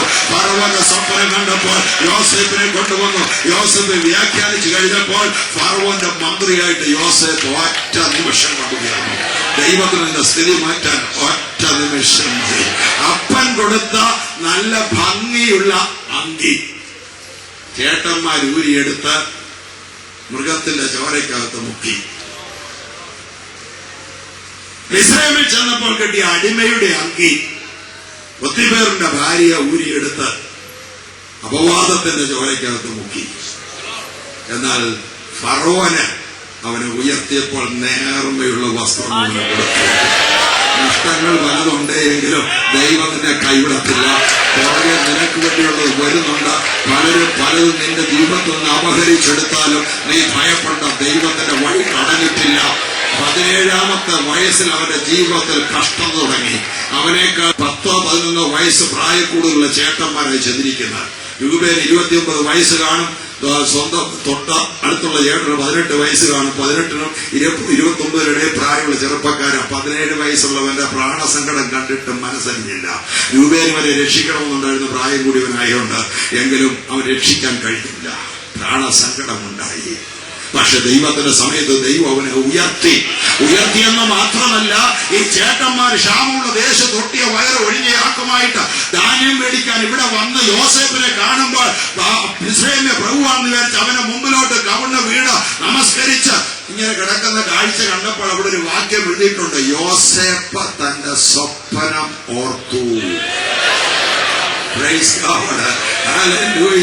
ഇവര് കിടക്കുന്ന കിടപ്പ് കണ്ടപ്പോഴാ യോസേപ്പിന്റെ സ്വപ്നം യോസേപ്പിന് വ്യാഖ്യാനിക്കാനൊത്ത എന്റെ ദൈവം എന്റെ സ്വപ്നം നിറവേറ്റി. നിന്റെ സ്വപ്നം നടക്കാതിരിക്കാൻ, നിന്റെ സ്വപ്നത്തിന് നിവൃത്തി ഉണ്ടാകാതിരിക്കുവാൻ പോരാടുന്ന ആളുകളുടെ കണ്ണിന്റെ മുമ്പിൽ ദൈവം എന്റെ സ്വപ്നത്തെ നിവർത്തിക്കോ. ദൈവത്തിന്റെ ആളുകൾ ദൈവം നിറവേറ്റോ. ആരാണോ അത് തകർക്കാൻ ശ്രമിക്കുന്നത്, ആരാണോ അതിനെതിരെ നിൽക്കുന്ന അവരുടെ കണ്ണിന്റെ മുമ്പിൽ കണ്ട് ദൈവത്തിന്റെ സ്വപ്നത്തെ നിറവേറ്റി തരും. സ്വപ്നത്തിന് അർത്ഥം അവൻ അവിടെ വെച്ച് നിറവേറ്റി തരും. അവിടെ വെച്ചൊരു മകനെ കൊടുത്തു. ആദ്യത്തെ മകനെ കിട്ടിയപ്പോൾ മനശ്ശെ എന്ന് പേരിട്ടു. എന്റെ സകല കഷ്ടതയെയും എന്റെ പിതൃഭവനത്തെയും ദൈവം എന്നെ മറക്കുമാറാക്കി എന്ന് പറഞ്ഞ് അവന് മനശ്ശെ എന്ന് പേരിട്ടു. എന്താ സംഭവിച്ചത്? ഇവന്റെ അകത്ത് തിങ്ങി വിങ്ങി നടന്ന വേദനകൾ, ആന്തരിക മുറിവുകൾ, സഹോദരന്മാർ അവനോട് കാണിച്ച ക്രൂരത നിമിത്തം അവന്റെ അകം കീറി മുറിഞ്ഞ മുറിവുകളും വ്രണങ്ങള് അതുകൊണ്ട് നടക്കുകയായിരുന്നു. അവന് അകത്ത് മുറിവുകളുമായിട്ട് 17 കൊല്ലം അവൻ നടന്നു. ഒടുവിൽ ദൈവം അവനെ ഉയർത്തിയപ്പോൾ അവൻ പറഞ്ഞു, എന്റെ ദൈവം എന്റെ സകല കഷ്ടതയും മറക്കുമാറാക്കി. രാത്രി കിടക്കുമ്പോൾ അവൻ അപ്പവും മലരും കൊണ്ടുകൊടുത്ത വീട്ടിൽ നിന്ന് വിശേഷമായ സാധനങ്ങൾ കൊടുത്ത് ചേട്ടന്മാരുടെ വിവരമറിയാൻ സ്നേഹത്തോടെ വന്ന് ഒരു ദിക്കിൽ ചെന്നപ്പോ അവര് അവിടെ ഇല്ലെന്നറിഞ്ഞ് വഴിതിരക്കി മറ്റേ ദിക്കിൽ കണ്ട സ്നേഹത്തോടെ ചെന്നപ്പോൾ ക്രൂരമായ ഒരു പെരുമാറിയതിന്റെ മുറിവ് അനേക വർഷങ്ങൾ അവൻ അന്യനാട്ടിലേക്ക് വലിച്ചെറിയപ്പെട്ടപ്പോൾ, അവൻ അടിമയാക്കപ്പെട്ടപ്പോൾ, യാക്കോബിന്റെ പ്രിയപുത്രൻ, യാക്കോബിന്റെ ഇഷ്ടപുത്രൻ, യാക്കോബ് വാർദ്ധക്യത്തിൽ തനിക്കുണ്ടായ മകനെ അധികം സ്നേഹിച്ച തന്റെ മക്കളെക്കാളെല്ലാം ഉപരി അവനൊരു അങ്കി കൊടുത്ത് അനന്തരാവകാശിയാണെന്ന് പ്രഖ്യാപിച്ചിരിക്കുകയാണ്. അതാണ് അങ്കി കൊടുത്തതിന്റെ അർത്ഥം. പുനരുത്ഥാനം 5:1 ജ്യേഷ്ഠാവകാശം യോസേഫിന് കൊടുത്തെന്ന്. അങ്കി കൊടുത്താൽ മേൽത്തരമായി അങ്കി കൊടുക്കുന്ന പുത്രത്വത്തെ, അവകാശത്തെ കാണിക്കുന്നതാണ്. അങ്ങനെ കിട്ടിയവൻ ഇപ്പോഴെവിടെ? ഒത്തിപ്പേരുടെ വീട്ടിൽ അടിമപ്പണി ചെയ്ത് ചെയ്യാത്ത കുറ്റത്തിന് അവൻ അപമാനിക്കപ്പെട്ട് അവൻ ജയിലിൽ അടയ്ക്കപ്പെട്ട് അവിടെ അവന്റെ കൈകളും കാലുകളും ഇരുമ്പ് ചങ്ങലയിൽ കുടുങ്ങിക്കിടന്നപ്പോൾ അകത്തൊരു വേദനയുണ്ട്. അന്യരാണ് എന്നോട് ഈ കടുകை ചെയ്തെങ്കിലും എനിക്ക് സാരമില്ല. എന്റെ ചേട്ടന്മാർ അവന്റെ മുറിവ് ഉണങ്ങാത്ത മുറിവായിരുന്നു. പക്ഷേ നിന്റെ അകത്തുണങ്ങാത്ത ഏത് മുറിവുണ്ടെങ്കിലും നിന്റെ സകല കഷ്ടതയും മറക്കുമാറാക്കി ആന്തരിക സൗഖ്യം തരുവാൻ ദൈവത്തിന് കഴിയും. ഇന്ന് രാത്രി പരിശുദ്ധാത്മാവിന്റെ അകത്തെ മുറിവുകളെ സൗഖ്യമാക്കട്ടെ, നിന്റെ അകത്തെ വിങ്ങലുകളെ സൗഖ്യമാക്കട്ടെ, നിന്റെ കഷ്ടതകളെ സൗഖ്യമാക്കട്ടെ. അത് മാത്രമല്ല, പിതൃഭവനത്തെ മറന്നെന്ന് പറഞ്ഞാൽ എന്തൊരു നഷ്ടബോധം. പിതൃഭവനത്തെ ഇനി ഒരിക്കലും കാണാനൊക്കെയില്ല എന്നുള്ളത് കൊണ്ട് അതവൻ ഓർക്കാൻ ഇഷ്ടപ്പെട്ടില്ല. പ്രായമുള്ള അപ്പനും അവന്റെ അമ്മ പ്രസവിച്ച ബെന്യാമീനും അവന്റെ അകത്തെ വേദനയായിരുന്നു. പക്ഷെ അതും ദൈവം മറക്കുമാറാക്കി. അത് മാത്രമല്ല, അടുത്തൊരു മകനെ കിട്ടി. എഫ്രൈം കിട്ടിയപ്പോ പേരിട്ടത് കേൾക്കണോ? സങ്കടദേശത്ത്. മിസ്രൈമിനെ ഇട്ടിരിക്കുന്ന പേരാ സങ്കടദേശം. എന്റെ സങ്കടദേശത്ത് ദൈവം എന്നെ വർദ്ധിപ്പിച്ചു. ദൈവം എനിക്ക് വർദ്ധനവ് തന്നു. ദൈവം എനിക്ക് അഭിവൃദ്ധി തന്നു. എന്റെ സങ്കടദേശത്ത് ദൈവം എന്നെ മാനിച്ചു എന്ന് പറഞ്ഞ് എഫ്രൈം എന്ന് പേരിട്ടു. എന്നാൽ ഈ പേരിടുന്ന ദൈവം എനിക്ക് അഭിവൃദ്ധി തന്നു സ്തോത്രം എന്ന് പറഞ്ഞാൽ പോരെ? ദൈവം എന്റെ സങ്കടമില്ല, എന്നെ മറക്കുമാറാക്കി, എന്റെ കഷ്ടതയിൽ ഞാൻ മറന്നു, സ്തോത്രം സ്തോത്രം സ്തോത്രം എന്ന് പറഞ്ഞാൽ പോരെ? അല്ലല്ല. ജീവിതകാലം മുഴുവൻ ഈ മക്കളെ കാണുമ്പോഴെല്ലാം ഇവരെ ദൈവത്തെ സ്തുതിക്കണം. ഇവരുടെ പേര് വിളിക്കുമ്പോഴെല്ലാം അവൻ ഓർക്കണം, ദൈവം സങ്കടദേശത്ത് എനിക്ക് അഭിവൃദ്ധി തന്നു. നിന്റെ സ്തോത്രം തൽക്കാലത്തേക്കാകരുത്. നിന്റെ സ്തോത്രം തുടർമാനമായ സ്തോത്രമായിരിക്കണം. നിന്റെ സ്തോത്രം തുടർമാനമായിരിക്കണം ദൈവം ആഗ്രഹിക്കുന്നു. പലപ്പോഴും ദൈവം ചെയ്ത ഉപകാരങ്ങളെ കുറിച്ച് അന്നേരം രാഗമായി ചിന്തിക്കുകയോ അല്ലെങ്കിൽ അന്നേരം വളരെ എക്സൈറ്റഡ് ആയി സ്തുതിക്കുകയോ ചെയ്തിട്ട് പിന്നെ അത് മറന്നു കളയുന്ന പതിവുണ്ട്. യോസേഫ് തീരുമാനിച്ചില്ല, എന്റെ വീട്ടിൽ എന്റെ മക്കളെ ഞാൻ മനശ്ശെ എന്ന് വിളിക്കുമ്പോൾ, എഫ്രൈം എന്ന് വിളിക്കുമ്പോഴെല്ലാം ദൈവം ചെയ്ത പ്രവൃത്തി ഓർത്തെനിക്ക് ദൈവത്തെ സ്തുതിക്കണം. നീ മറക്കരുത്, അവന്റെ ഉപകാരങ്ങൾ മറക്കരുത്. ഇസ്രായേൽ മക്കൾ മരുഭൂമിയിൽ നിന്ന് കനാൻ നാട്ടിലേക്ക് കയറുന്ന സ്ഥലത്ത് വന്നപ്പോൾ യോർദാൻ നദി അവർക്ക് അക്കരെ കിടക്കണം. ദൈവം പറഞ്ഞു, പെട്ടകമെടുത്തോണ്ട് പുരോഹിതന്മാർ ആദ്യം യോർദാനിൽ ഇറങ്ങണം. ആരാ പുരോഹിതന്മാർ? ആരാധനക്കാരാ. പ്രതികൂലങ്ങളുടെ യോർദാനിൽ ആദ്യം കാല് ചവിട്ടേണ്ടത് ആരാധനക്കാരാ. എല്ലായിടത്തും കൊണ്ടല്ല ആരാധനക്ക്, എല്ലായിടത്തും കൊണ്ട് സ്തോത്രം പറയുന്നവരെ അവര് വേണം ആദ്യം കാല് വെക്കാൻ. മറ്റുള്ളവര് കരയ്ക്ക് അറച്ചറച്ച് നിൽക്കുമ്പോൾ പെട്ടകം എടുത്തുകൊണ്ട് നീ ഒഴുക്കിലോട്ട് കാല് വെച്ചോണം. ആരാധനക്കാര്, സ്തോത്രം ചെയ്യുന്നവർ, ദൈവത്തെ മഹത്വപ്പെടുന്നവർ, പുരോഹിത ദൈവത്തെ ആരാധിക്കുക, ദൈവത്തെ സ്തുതിക്കുക, അതരബലമെന്ന സ്തോത്രങ്ങൾ അർപ്പിക്കാൻ നിയമിക്കട്ട ദൈവത്തിന്റെ പുരോഹിത നീ വേണം ആദ്യം ഇറങ്ങാൻ. നീ അവിടെ ഇറങ്ങി നിന്റെ കാല് വെള്ളത്തിൽ മുങ്ങുമ്പോൾ ഒഴുക്ക് നിലയ്ക്കും. അപ്പോഴെ ഒഴുക്ക് നിലയ്ക്കണം. കാല് വെള്ളത്തിൽ മുങ്ങുമ്പോൾ കരയ്ക്ക് നിന്നോണ്ട് വെള്ളം വറ്റിയിട്ട് ഇറങ്ങാൻ കാത്തു നിന്നാൽ സാധിക്കയില്ല. പെട്ടകം തോളത്തോണ്ട് ഇറങ്ങിക്കോ. എന്ന് മാത്രമല്ല, നീ അവിടെ നിൽക്കണം. പുരോഹിതന്മാർ, പെട്ടകം ചുമക്കുന്ന പുരോഹിതന്മാർ അവിടെ നിൽക്കണം. അവർ ഉറച്ചു നിൽക്കണമെന്ന് എഴുതി, ഉറച്ചു നിൽക്കണം. അപ്പോൾ മുകളിലത്തെ വെള്ളം ഇങ്ങനെ ചെറ പോലെ മുകളിലേക്ക് പൊങ്ങി അവിടെ തടുത്തു കൂടുകയാണ്. അതിന്റെ ഒച്ച കേൾക്കാൻ, ഒരു ശബ്ദം കേൾക്കാൻ, ഒഴുക്കുവന്ന് അടിച്ച് ഏതോ മതിലെ തൊട്ട് നിൽക്കുന്ന പോലെ ഈ വെള്ളം മുകളിലോട്ട് പോകുന്നത്. താഴത്തെ വെള്ളം ഒഴുകിപ്പോയിട്ട് അവിടെ ഉണങ്ങിയ നിലമായിരിക്കുക. അവിടെ ഉറച്ചു നിൽക്കുക, പെട്ടകം പിടിച്ചുകൊണ്ട്. അവസാനത്തെ ഇസ്രായേൽക്കാരനും അക്കരെ കയറിയിട്ട് മാത്രമേ ഇവർക്ക് കയറാൻ പറ്റുള്ളൂ. എന്നാൽ ദൈവം ഒരു വ്യവസ്ഥ പറഞ്ഞു. ഇവര് കാല് ചവിട്ടി നിൽക്കുന്ന സ്ഥലത്തെ പാറ എടുക്കണം, കല്ലെടുക്കണം. ആ കല്ല് എടുത്ത് ചുമന്നുകൊണ്ട് കരയ്ക്ക് കൊണ്ടുവന്ന് നാട്ടണം. എന്തിനാ? അന്നേരം കൂടെ സ്വതന്ത്രം പറഞ്ഞിട്ട് കയറി പോന്നാ പോരെ? അല്ലല്ല, ഈ കല്ലെടുത്ത് കരയ്ക്ക് നാട്ടി വെക്കണം. എന്തിനാ? എന്നിട്ട് നിങ്ങളുടെ മക്കളോട് പറയണം. യോശുവ പറഞ്ഞു, ഞങ്ങൾ മിസ്രൈമിൽ നിന്ന് വന്നപ്പോൾ ചെങ്കടൽ ഞങ്ങൾക്ക് വേണ്ടി പിളർന്നത് പോലെ ഞങ്ങൾ യോർദാന്റെ അടുക്കൽ വന്നപ്പോൾ യോർദാൻ ഞങ്ങൾക്ക് വേണ്ടി ദൈവം വറ്റിച്ചു തന്നുവെന്ന് നീ നിന്റെ മക്കളോട് പറയണം. ഇനി ഞാൻ പറഞ്ഞത് ശ്രദ്ധിച്ച് കേൾക്കണം. യോർദാന്റെ ഒഴുക്കുകളിൽ പെട്ടകമെടുത്തുകൊണ്ട് ധൈര്യത്തോടെ വിശ്വാസത്തോടെ പിതാക്കന്മാർ ചവിട്ടി നിന്ന കല്ലുകൾ അത് വീണ്ടും യോർദാനിൽ ഇട്ടേച്ച് പോരരുത്. വിശ്വാസത്തോടെ അവർ ചവിട്ടി നിന്ന കല്ലുകൾ വാഗ്ദത്ത നാട്ടിൽ നാട്ടി വെച്ചിട്ട് ഇടയ്ക്കിടയ്ക്ക് അത് കണ്ടു നീ ദൈവത്തെ സ്തുതിക്കണം. Praise the Lord. Hallelujah. Hallelujah. പിതാക്കന്മാർ ഇറങ്ങിയപ്പോൾ, പെന്തിക്കോസ്തിന്റെ പെട്ടകം എടുത്തുകൊണ്ട് ഇറങ്ങിയപ്പോൾ, പുനരുത്ഥാനം ചെയ്ത ക്രിസ്തുവിന്റെ പെട്ടകം എടുത്തുകൊണ്ട് ഇറങ്ങിയപ്പോൾ, പരിശുദ്ധാത്മാഭിഷേകത്തിന് പെട്ടകം എടുത്തുകൊണ്ട് ഇറങ്ങിയപ്പോൾ അവർക്കെതിരെ ഒഴുകിയ യോർദാന്റെ ഒഴുക്കുകളില് ഭയം കൂടാതെ അവര് ഉറച്ചു നിന്നു. ദൈവം യോർദാനെ വറ്റിച്ചു. ദൈവം അത്ഭുതം ചെയ്തു എന്ന് നിന്റെ മക്കൾ അറിയണം. മക്കൾ അറിഞ്ഞാൽ പോരാ, അവരുടെ മക്കൾ അറിയണം. അവരറിഞ്ഞാൽ പോരാ, അവരുടെ മക്കളോട് പറയണം. തലമുറയായി പറയണം. ഒരു ചരിത്രം നിനക്കുണ്ട്. എന്ത് ചരിത്രം? ഒന്നും കാണാതെ ഇറങ്ങി തിരിച്ചൊരു ചരിത്രമുണ്ട്. എന്ത് ചരിത്രമുണ്ട്? ദൈവത്തിന്റെ വിളി കേട്ട് ഇറങ്ങിയ ഒരു ചരിത്രമുണ്ട്. എന്ത് ചരിത്രമുണ്ട്? ദൈവം ലജ്ജിപ്പിക്കയില്ല എന്ന് പറഞ്ഞുകൊണ്ട് ഇറങ്ങി തിരിച്ചൊരു ചരിത്രമുണ്ട്. എന്നവർക്ക് മനസ്സിലാകുന്നോട് ഞാൻ പറയുന്ന കാര്യം,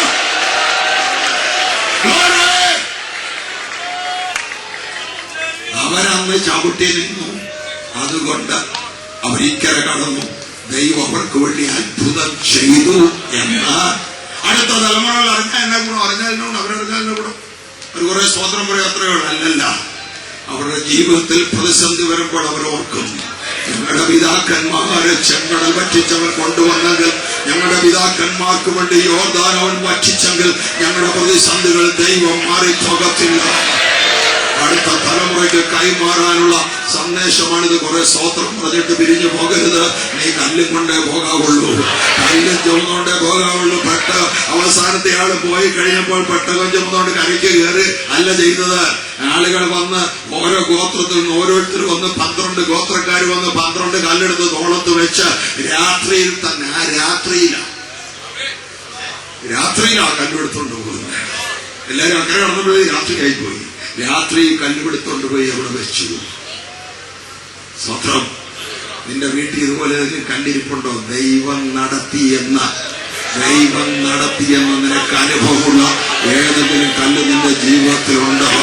നിനക്ക് വേണ്ടി എപ്പോഴെങ്കിലും യോർദാൻ ദൈവം വച്ചിട്ടുണ്ടോ?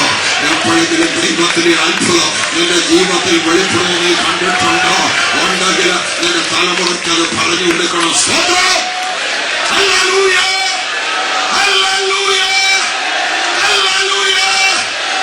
ദൈവത്തിന്റെ പെട്ടകം ഇസ്രായേൽ യാത്ര ചെയ്യുമ്പോൾ അവരുടെ നടുവിലാണ് 6 ഗോത്രങ്ങൾ മുമ്പിൽ, 6 ഗോത്രങ്ങൾ പുറകിൽ. നടുക്ക് പെട്ടകം എടുത്തുകൊണ്ട് നടക്കണം. അവർ പാളയമടിക്കുമ്പോഴും നടുക്കാണ് പെട്ടകം വെച്ച് സമാന കൂടാരം ചുറ്റുമടിച്ചിട്ട് കിഴക്ക് വയസ്സ് 3 ഗോത്രങ്ങളും പടിഞ്ഞാറ് വയസ്സ് 3 ഗോത്രങ്ങളും വടക്ക് വയസ്സ് 3 ഗോത്രങ്ങളും തെക്ക് വയസ്സ് 3 ഗോത്രങ്ങളും അങ്ങനെ 12 ഗോത്രങ്ങളിൽ നടുക്കാണ് പെട്ടകം. പാളയമടിക്കുമ്പോഴും അവർ യാത്ര ചെയ്യുമ്പോഴും. എന്നാൽ യോർദാൻ വന്നപ്പോൾ ദൈവം പറഞ്ഞ പെട്ടകം മുമ്പിൽ പോകട്ടെ. പ്രതികൂലം വരുമ്പോൾ പുനരുത്ഥാനം ചെയ്ത് ക്രിസ്തുവാകുന്ന പെട്ടകം നിന്റെ മുമ്പിൽ ഓടിക്കയറും. ആ മരുഭൂമിയിൽ പ്രശ്നമില്ലാതെ പോകുമ്പോൾ അവൻ നടുവിലാണ്. 2 3 പേർ കൊടുന്നിടത്തൊക്കെ അവൻ നടുവിലുണ്ട്. എന്നാൽ നിന്റെ ജീവിതത്തിൽ പ്രതിസന്ധി വരുമ്പോൾ, യോർദാന്റെ ഒഴുക്കൾ വരുമ്പോൾ, യോർദാൻ കരകവിഞ്ഞൊഴുകുമ്പോൾ നീ അല്ല ആദ്യം പോകുന്ന പെട്ടകമാണ് ആദ്യം പോകുക. പെട്ടകത്തിന് പുറകെ നീ പോയാൽ മതി. പെട്ടകം നിന്റെ മുമ്പിലുണ്ട്. പെട്ടകമാണ് ആദ്യം ഇറങ്ങുന്നത്. ഹല്ലേലൂയ. മനസ്സിലായോ? ദൈവത്തിന് സ്തോത്രം ചെയ്യുക. ഹല്ലേലൂയ. ഏറ്റവും ഒടുവിൽ കയറുന്നു പെട്ടക. അവസാനത്തെ ഇസ്രായേൽക്കാരനും കരയ്ക്ക് കയറുന്നവരെ പെട്ടകം അവിടെ നിൽക്കുക, യോർദാനിൽ നിൽക്കുക. നിന്റെ ജീവിതത്തിലെ അവസാനത്തെ കഷ്ടം തീരുന്നവരെ പെട്ടകം അതിന് നടുവിലുണ്ട്. നീ സുരക്ഷിതമായി കാല് വെച്ച് കഴിഞ്ഞ പെട്ടകം ഇവിടെ നിന്ന് കയറുന്നു. സ്തോത്രം. Praise the Lord. ഹല്ലേലൂയ. ദൈവത്തിന്റെ പ്രൊവിഷൻ, ദൈവത്തിന്റെ പ്രോമിസ്,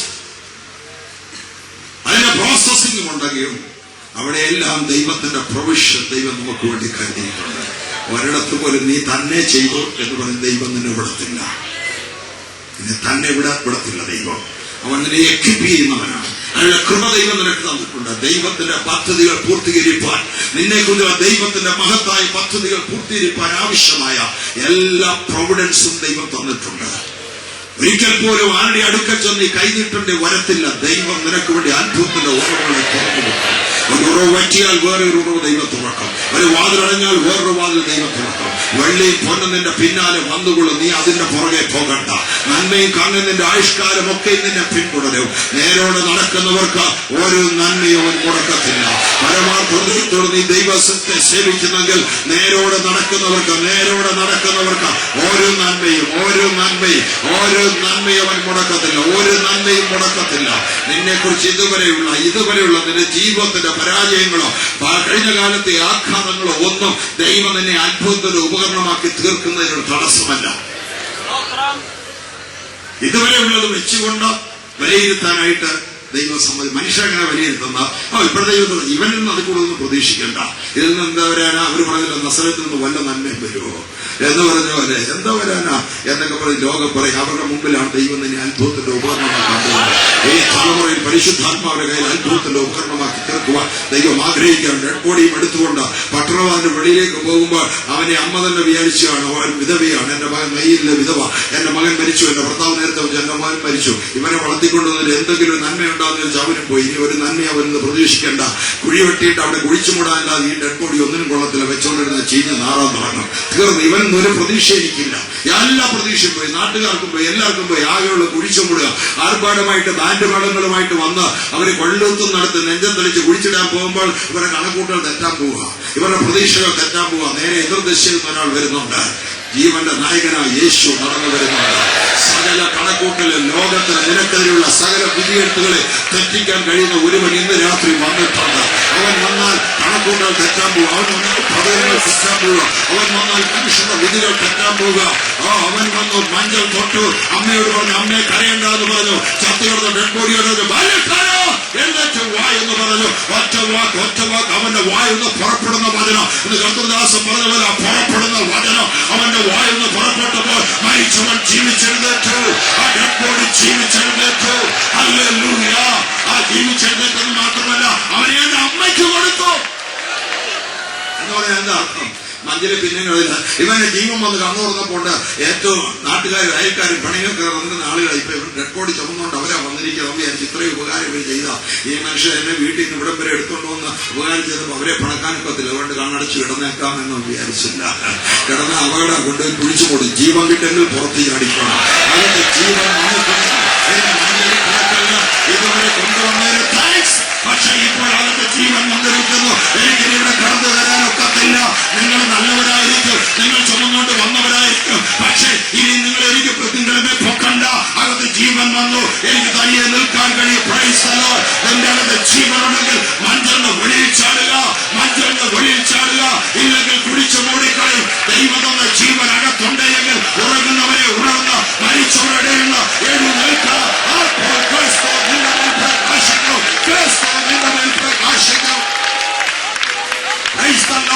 നിനക്കെതിരെയുള്ള മനുഷ്യന്റെ വിധി എഴുത്തുകളെ തിരുത്തി കുറിക്കുവാൻ കഴിയുന്ന ഒരുവനുണ്ട്.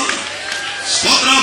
6000 പിശാചുക്കളെ പിടിച്ച ചെറുപ്പക്കാരൻ കല്ലറയിൽ കിടക്കുന്നവൻ. അവൻ കൈമേൽ വിലങ്ങ് കെട്ടിയത്, ഉരുമി പൊട്ടിച്ചവൻ, ചങ്ങല കെട്ടിയത്, വലിച്ചു പൊട്ടിച്ചവൻ, വസ്ത്രം ധരിക്കാതെ മലയിലൂടെ കുന്നുകളിലൂടെ രാത്രി പകൽ ഓടി നടന്നവൻ. അവൻ പാർക്കുന്നത് കല്ലറയ്ക്കകത്ത്. കല്ലെടുത്ത് തന്നെത്താൻ ഇടിക്കുകയും ചതയ്ക്കുകയും ചെയ്യുന്നു.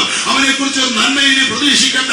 അവന്റെ അമ്മ ആദ്യമൊക്കെ ഒത്തിരി കരഞ്ഞു കാണും. അവന് ഒരു അമ്മ കാണത്തില്ലേ, അവന് ഒരു അപ്പൻ കാണത്തില്ലേ, അവനൊരു വീട് കാണത്തില്ലേ, അവരൊക്കെ ഒരുപാട് നിലവിളിച്ചു കാണും. ഒടുവിൽ എല്ലാവരും എഴുതി തള്ളി. അവനെന്തൊരു നന്മയുമില്ല. അവൻ ഭ്രാന്ത് പിടിച്ചുപോയി. അവൻ പോകട്ടെ, അവൻ നന്നാക്കാനൊക്കത്തില്ല. അവരെ ചങ്ങലയിട്ടിട്ട് പൊട്ടിച്ചോണ്ട് ഓടുക. എല്ലാവരും എഴുതി തള്ളിയെങ്കിലും ഒരു രാത്രി യേശു പറഞ്ഞു, നമുക്ക് അക്കരയ്ക്ക് പോകണം, നമുക്ക് അക്കരയ്ക്ക് പോകണം. അക്കരെ എന്തിനാ പോകുന്നത്? അക്കരെ ഒരു ഭ്രാന്തൻ കിടപ്പുണ്ട്, അവരേക്ക് വിടുവിക്കണം. ആ കൂട്ടത്തെ തെരഞ്ഞൽ യേശു പറഞ്ഞു ഒരു വ്യക്തിയെ തേടിയാണ് പോയത്. ഇന്ന് രാത്രി നീ ഒരാൾ മാത്രമേ ഇവിടെ ഉണ്ടായിരുന്നുവെങ്കിലും നിനക്ക് വേണ്ടി യേശു ഇവിടെ വരുമായിരുന്നു. ഇന്ന് രാത്രി നിനക്ക് വേണ്ടി യേശു ഇവിടെ വന്നിട്ടുണ്ട്. ഹല്ലേലൂയ. എന്നപ്പോഴ ഇവന സ്വീകരിക്കാൻ വന്ന യേശു ഈ കിഴക്കക്കര ചെന്നപ്പോൾ, യോർദാന്റെ കിഴക്കക്കര ചെന്നപ്പോൾ അവിടെ സ്വീകരിക്കാൻ ഒറ്റയാളേ ഉള്ളൂ. അതൊരു ഭ്രാന്തനാണ്, വസ്ത്രം ധരിക്കാത്തത്. പേരൊക്കെ യേശു വരുമ്പോൾ എന്റെ പേര് ലഗിയോൺ എന്ന് പറഞ്ഞ 6000 പട്ടാളക്കാരുള്ളൊരു പട്ടാള കമ്പനിയാണ് ലീജിയൻ. ലീജിയൻ എന്നുള്ളതിന് നമ്മൾ ലഗിയോൺ എന്ന് പറയുന്നത്. ഒരു ലീജിയനാണ്, 6000 എണ്ണം ഉണ്ട്. യേശു ശാസിച്ച് 6000 60,000 ഉണ്ടെങ്കിലും എന്റെ യേശുവിന്റെ ഒറ്റ വാക്ക് തലമുടി പിടിച്ച് വലിക്കുകയും വേണ്ട, ചൂരലുകൊണ്ട് അടിക്കുകയും വേണ്ട, ഒറ്റ വാക്കാണ് എന്റെ യേശുവിന്റെ ഒറ്റ വാക്ക് മതി. ഒറ്റ വാക്ക് മതി. 6000 എണ്ണം പുറത്ത്, 6000 പിശാചുക്കൾ ഇവരെ ഓടിച്ചതാണ്. രാത്രിയും പകലും കുന്നുകളും മലകളും എന്ന് പറയുന്ന ഗലീലക്കടലിന്റെ കിഴക്കത്തീരത്ത് പൊങ്ങി നിൽക്കുന്ന കടൽ തീരത്തുള്ള കുന്നുകളും മലകളും. അതേ കൂടെ അവൻ ഓടിയപ്പോൾ അവനൊരിക്കൽ പോലും കാല് തന്നെ വീണില്ല. അതേ കൂടെ അവൻ ഓടിയപ്പോൾ അവനെ കൊല്ലാൻ പിശാചുക്കൾ കഴിഞ്ഞില്ല. ഈ പിശാചുക്കൾ പന്നികളുടെ മേൽ കയറിയപ്പോൾ 5 മിനിറ്റ് കൊണ്ട് പന്നിയെല്ലാം കടന്തൂക്കിലൂടെ ചാടി വെള്ളത്തിലൂടെ ചത്തു. ഇവനെ ഇത്രയും നാൾ ഓടിച്ചിട്ട് ഇവരെ കൊല്ലാൻ കഴിഞ്ഞില്ല. എന്തുകൊണ്ട് അവരെ കൊല്ലാൻ കഴിയാഞ്ഞത്? ഇത്രയും പിശാചുക്കൾ ഒത്തുകൂടിയിട്ട് ഇവരെ കൊല്ലാൻ കഴിയാഞ്ഞെന്താ? ഒറ്റ ഉത്തരമേ ഉള്ളൂ, ഒറ്റ ഉത്തരം. ദൈവത്തിന് അവരെ കുറിച്ചൊരു പദ്ധതിയുണ്ട്. സ്വർഗ്ഗത്തിന് അവരെ കുറിച്ചൊരു പ്ലാനുണ്ട്. ദൈവത്തിന് അവരെ കുറിച്ചൊരു പദ്ധതിയുണ്ട് എങ്കിൽ, ദൈവത്തിന് അവരെ കുറിച്ചൊരു പ്ലാനുണ്ട് എങ്കിൽ നിന്നെ തകർക്കുവാൻ ലോകത്തിൽ ഒരു പിശാചിനും കഴിയത്തില്ല. പിശാചുക്കളെല്ലാം ഒന്നിച്ചു കൂടിയാൽ നിന്നെ നശിപ്പിക്കാൻ കഴിയത്തില്ല. ഉറപ്പുണ്ടോ? ഉറപ്പുണ്ടെ എന്നോട് ചേർന്ന് പറയണം, ഞാൻ ഏറ്റു പറയണം. ദൈവത്തിന് എന്നെ കുറിച്ച് മഹത്തായ ഒരു പദ്ധതിയുണ്ട്. ഒരു പിശാചിനും എന്നെ ഒന്നും ചെയ്യുവാൻ കഴിയുകയില്ല. ദൈവത്തിന് എന്നെ കുറിച്ച് മഹത്തായ ഒരു പദ്ധതിയുണ്ട്. പിശാചുക്കൾക്ക് എന്നോട് ഒന്നും ചെയ്യുവാൻ കഴിയുകയില്ല. അടുത്തിരിക്കാൻ 3 പേരെങ്കിലും കയ്യെ പിടിച്ച് അവരോട് പറ, ദൈവത്തിന് എന്നെ കുറിച്ച് മഹത്തായ ഒരു പദ്ധതിയുണ്ട്. ഒരു പിശാചുക്കളെ ഒന്നും ചെയ്യാൻ കഴിയത്തില്ല. ദൈവത്തിന് എന്നെ കുറിച്ച് മഹത്തായ ഒരു പദ്ധതിയുണ്ട്. പിശാചുക്കൾക്ക് എന്നോട് ഒന്നും ചെയ്യാൻ കഴിയത്തില്ല, കഴിയത്തില്ല, കഴിയത്തില്ല, കഴിയത്തില്ല. ദൈവത്തിന് എന്നെ കുറിച്ച് മഹത്തായ ഒരു പദ്ധതിയുണ്ട്, മഹത്തായ ഒരു പദ്ധതിയുണ്ട്, മഹത്തായ ഒരു പദ്ധതിയുണ്ട്. എന്നെ ഒന്നും ചെയ്യാൻ കഴിയില്ല, എന്നെ ഒന്നും ചെയ്യാൻ കഴിയില്ല, എന്നെ ഒന്നും ചെയ്യാൻ കഴിയില്ല, ഒന്നും ചെയ്യാൻ കഴിയില്ല. ദൈവത്തിന് എന്നെ കുറിച്ച് അതിമഹത്തായ ഒരു പദ്ധതിയുണ്ട്, പദ്ധതിയുണ്ട്. എന്നെ ഒന്നും ചെയ്യാൻ പിശാചുക്കൾ എന്നെ ഒന്നും ചെയ്യാൻ കഴിയില്ല, എന്നെ ഒന്നും ചെയ്യാൻ കഴിയത്തില്ല.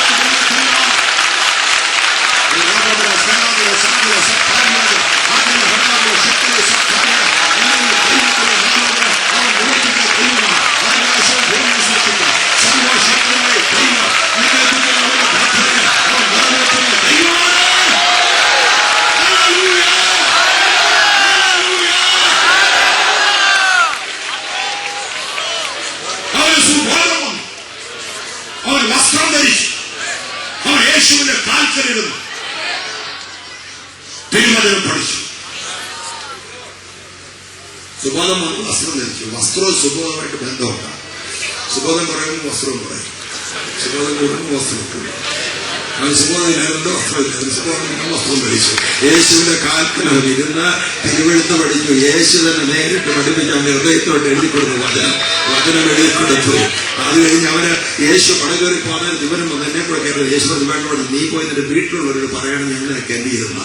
അവൻ അവിടെ നിന്ന് പുറപ്പെട്ട് തെക്കപ്പടി ദേശമൊക്കെ ഘോഷിച്ചു തുടങ്ങി. വീട്ടിൽ പോയി പറയാനോ പറഞ്ഞില്ല, അവൻ വീട്ടിലല്ല തുടങ്ങിയത്, അവൻ നാട്ടിൽ തന്നെ തുടങ്ങി. തെക്കപ്പലീസ് പറഞ്ഞ 10 പട്ടണങ്ങൾ, റോമൻ പട്ടണത്തിലെ ഉയർന്ന ഉദ്യോഗസ്ഥന്മാർ പെൻഷൻ പറ്റുമ്പോൾ വന്ന് പാർക്കുന്ന 10 കോളനികൾ ഈ കടൽ തീരത്തുള്ള കുന്നിന്റെ കൂടി പണിതിട്ടേക്കുക. അവിടെയാണ് ഇവന്റെ ശുശ്രൂഷ. അവൻ ഇളക്കി മറിക്കുക. അവർക്ക് പഴയ ജനറൽമാരും പഴയ ക്യാപ്റ്റന്മാരും പഴയ മേജർമാരും ഒക്കെ വന്ന് ദേശീയൊക്കെ പിടിച്ചു കഴിഞ്ഞു. അതാണ് ഇവിടെ കിടന്ന് വെച്ചോക്കെന്ന് ചോദിച്ചാൽ അവൻ പറഞ്ഞു, അതിനുള്ള അവകാശം എനിക്ക് നമുക്കറിയാം. ഭ്രാന്ത് പിടിച്ച് കിടന്നവനാ, ഭ്രാന്ത് പിടിച്ച് കല്ലറ കിടന്നവനാ നസറേയനായ യേശു അത്ഭുതകരമായി വിടുതൽ തന്നതുവല്ല എന്റെ വായിനെ അടയത്തില്ല. എന്നെ നമുക്ക് വായ ചിരിക്കാൻ പറ്റുന്നില്ല, ഒരു അന്നമോ നടക്കില്ല. അത് തനിമ ഉണ്ടെങ്കിൽ നമുക്ക് വായ ചിരിക്കാൻ പറ്റുന്നില്ല. അതൊക്കെ ദൈവത്തിന്റെ പ്രവർത്തനങ്ങൾ ഓർമ്മ ഉണ്ട് എന്ന് ഈ പരിസരങ്ങളിൽ ദൈവത്തെ സ്തുതിച്ചു. എന്താ ചില കൂടുതൽ സ്തുതിക്കുന്നറിയാമോ? അവർ കൂടുതൽ അനുഭവമുള്ളവരാ, അവരുടെ ജീവിതത്തിൽ അനുഭവം ഉണ്ടായിരുന്നു. അവർക്ക് അത് മറക്കാൻ കഴിയത്തില്ല. 10 കുഷ്ഠരോഗികൾക്ക് യേശു പറഞ്ഞു പോയി പുരോഹിതന്മാരെ കാണിക്കാൻ പറഞ്ഞു. 10 കുഷ്ഠരോഗികളോട് അവര് പോയി 10 പേർക്ക് പോകുകയും സൗഖ്യം വന്നു എന്ന് പറഞ്ഞ് അങ്ങോട്ട് യേശുവിന്റെ അടുത്ത് പോകുമ്പോൾ അസുഖമാണ്. കൈയൊക്കെ മുറിഞ്ഞ്, വെല്ലമൊക്കെ മുറിഞ്ഞ്, കാലുമൊക്കെ മുറിഞ്ഞ്, മൂക്കൊക്കെ പോയിരിക്കുന്ന കുഷ്ഠരോഗികളാ, ഈനം പിടിച്ച ആളുകളാ. അവരവിടുന്ന് പോകുമ്പോൾ ഓരോ ചുവടുമൊക്കെ 1 വിരൽ നീണ്ടു വന്നു. പിന്നെ അങ്ങോട്ട് 2 വിരല്. കർത്താവ് പറഞ്ഞ അനുസരിച്ച് ഇവരുടെ ശരീരമെല്ലാം മാറി. പുരോഹിതനായിക്കട്ടെ അത്ഭുത സൗഖ്യം. ഒരുത്തന് മനസ്സിലായി, എനിക്ക് സൗഖ്യം പോരാ, എനിക്ക് സൗഖ്യദായകരെ വേണം, എനിക്ക് യേശുവിനെ വേണം. അവൻ മാത്രം തിരിച്ചു നടന്നു. മോശ മുൾപ്പഴപ്പിരുന്ന പർവ്വതത്തിലേക്ക് തിരിച്ചു വന്നതുപോലെ ഇതാ ഇവൻ തിരിച്ചു വന്നിരിക്കുന്നു. ഈ ഒരു കുഷ്ഠരോഗി ശമരിയാക്കാരൻ തിരിച്ചു വന്ന് അവിടെ ഇരിക്കുന്നു. അവൻ ഉച്ചത്തിൽ ദൈവത്തെ മഹത്വപ്പെടുത്തി യേശുവിനെ നമസ്കരിച്ചു. എന്തിനാ ഉച്ചത്തിൽ മഹത്വപ്പെടുത്തിയത്? അതിനൊക്കെ ഓരോ ശബ്ദത്തിനൊക്കെ ഓരോ ക്രമമില്ലേ? ചുമ്മാ ഇത്ര ഒച്ചപ്പെട്ട് കാര്യമുണ്ടെന്നൊക്കെ ചോദിച്ചാൽ അവൻ പറയും എന്റെ കുഷ്ഠമാണ് മാറിയത്, നിനക്കെന്തോ അറിയാം, എന്റെ കുഷ്ഠമാണ് മാറിയത്. ആ സുന്ദരമെന്ന ദൈവാലയ ഗോപുര വാതിക്കലിരുന്ന മുടന്തന അവന് സൗഖ്യം കിട്ടിക്കഴിഞ്ഞ അപ്പോസ്തലന്മാര് പത്രോസ്, യോഹന്നാൻ സൗഖ്യമായ മുടന്തനും ശിഷ്യന്മാരും എല്ലാം ദേവാലയത്തിനകത്ത് ദൈവത്തെ സ്തുതിക്കുമ്പോൾ നാട്ടുകാർ അറിഞ്ഞു മുടന്തന് സൗഖ്യം വന്നു. മുടന്തൻ എഴുന്നേറ്റിരിക്കുന്നു. അമ്മയുടെ ഉദരം മുടന്തരായ മനുഷ്യൻ അവരുടെ നരിയാണി അവരുടെ കാലുകൾ ഉറച്ചുകൊണ്ട് എഴുന്നേറ്റിരിക്കുന്നു. അവന് സൗഖ്യം വന്നു. നാട്ടുകാരെല്ലാം അവരുടെ ദേവാലയ പറമ്പിലുണ്ടായിരുന്ന ആളുകളെല്ലാം കാണാൻ ഓടി വന്നിട്ട് അവരങ്ങോട്ടേക്ക് ചൊറിഞ്ഞുകൊണ്ട് ചോദിക്കണ്ട ഇതിലാർക്കാ അസുഖം വന്നത്? അവനെ കണ്ടാൽ അറിയാം.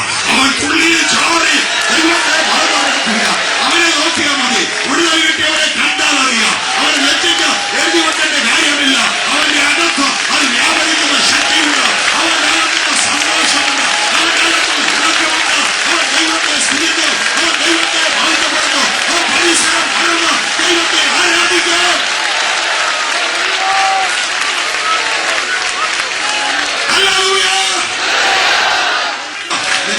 ദാരിദ്ര്യം ദൈവത്തിനെ ഉപയോഗിക്കാൻ തടസ്സമല്ല. നിന്റെ ആരോഗ്യക്കുറവ് ദൈവത്തിനെ ഉപയോഗിക്കാൻ തടസ്സമല്ല. നിനക്ക് ഏതെങ്കിലും താഴ്ചയുണ്ടെങ്കിൽ ഇതൊന്നും ദൈവത്തിനെ ഉപയോഗിക്കാൻ തടസ്സമല്ല. ദൈവത്തിന്റെ കരങ്ങളിൽ അത്ഭുതത്തിന്റെ ഉപകരണമാക്കി നിന്നെ തീർക്കുവാൻ ദൈവം ആഗ്രഹിക്കുന്നു. എന്ന് രാത്രി നിന്റെ പർവ്വതം ദൈവം കത്തിക്കട്ടെ.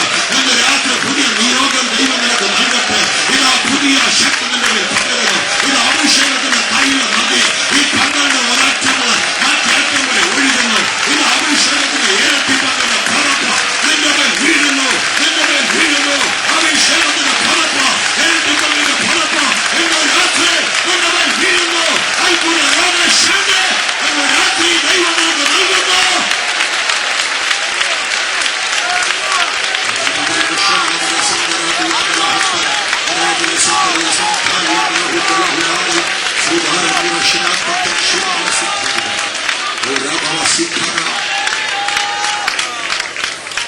അല്പകാലമേ ഈ ലോകത്തെ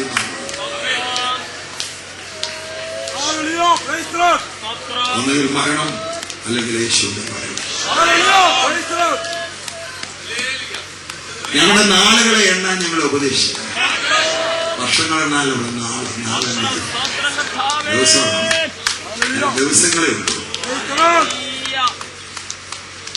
ശേഷിക്കുന്ന ആയുസ് എത്ര ഉണ്ടെന്ന് നമുക്കറിഞ്ഞു. എത്ര ഉണ്ടെങ്കിലും ജീവിതത്തിൽ മറ്റൊന്നും സാധിച്ചില്ലെങ്കിലും ഒരു കാര്യം സാധിക്കണം.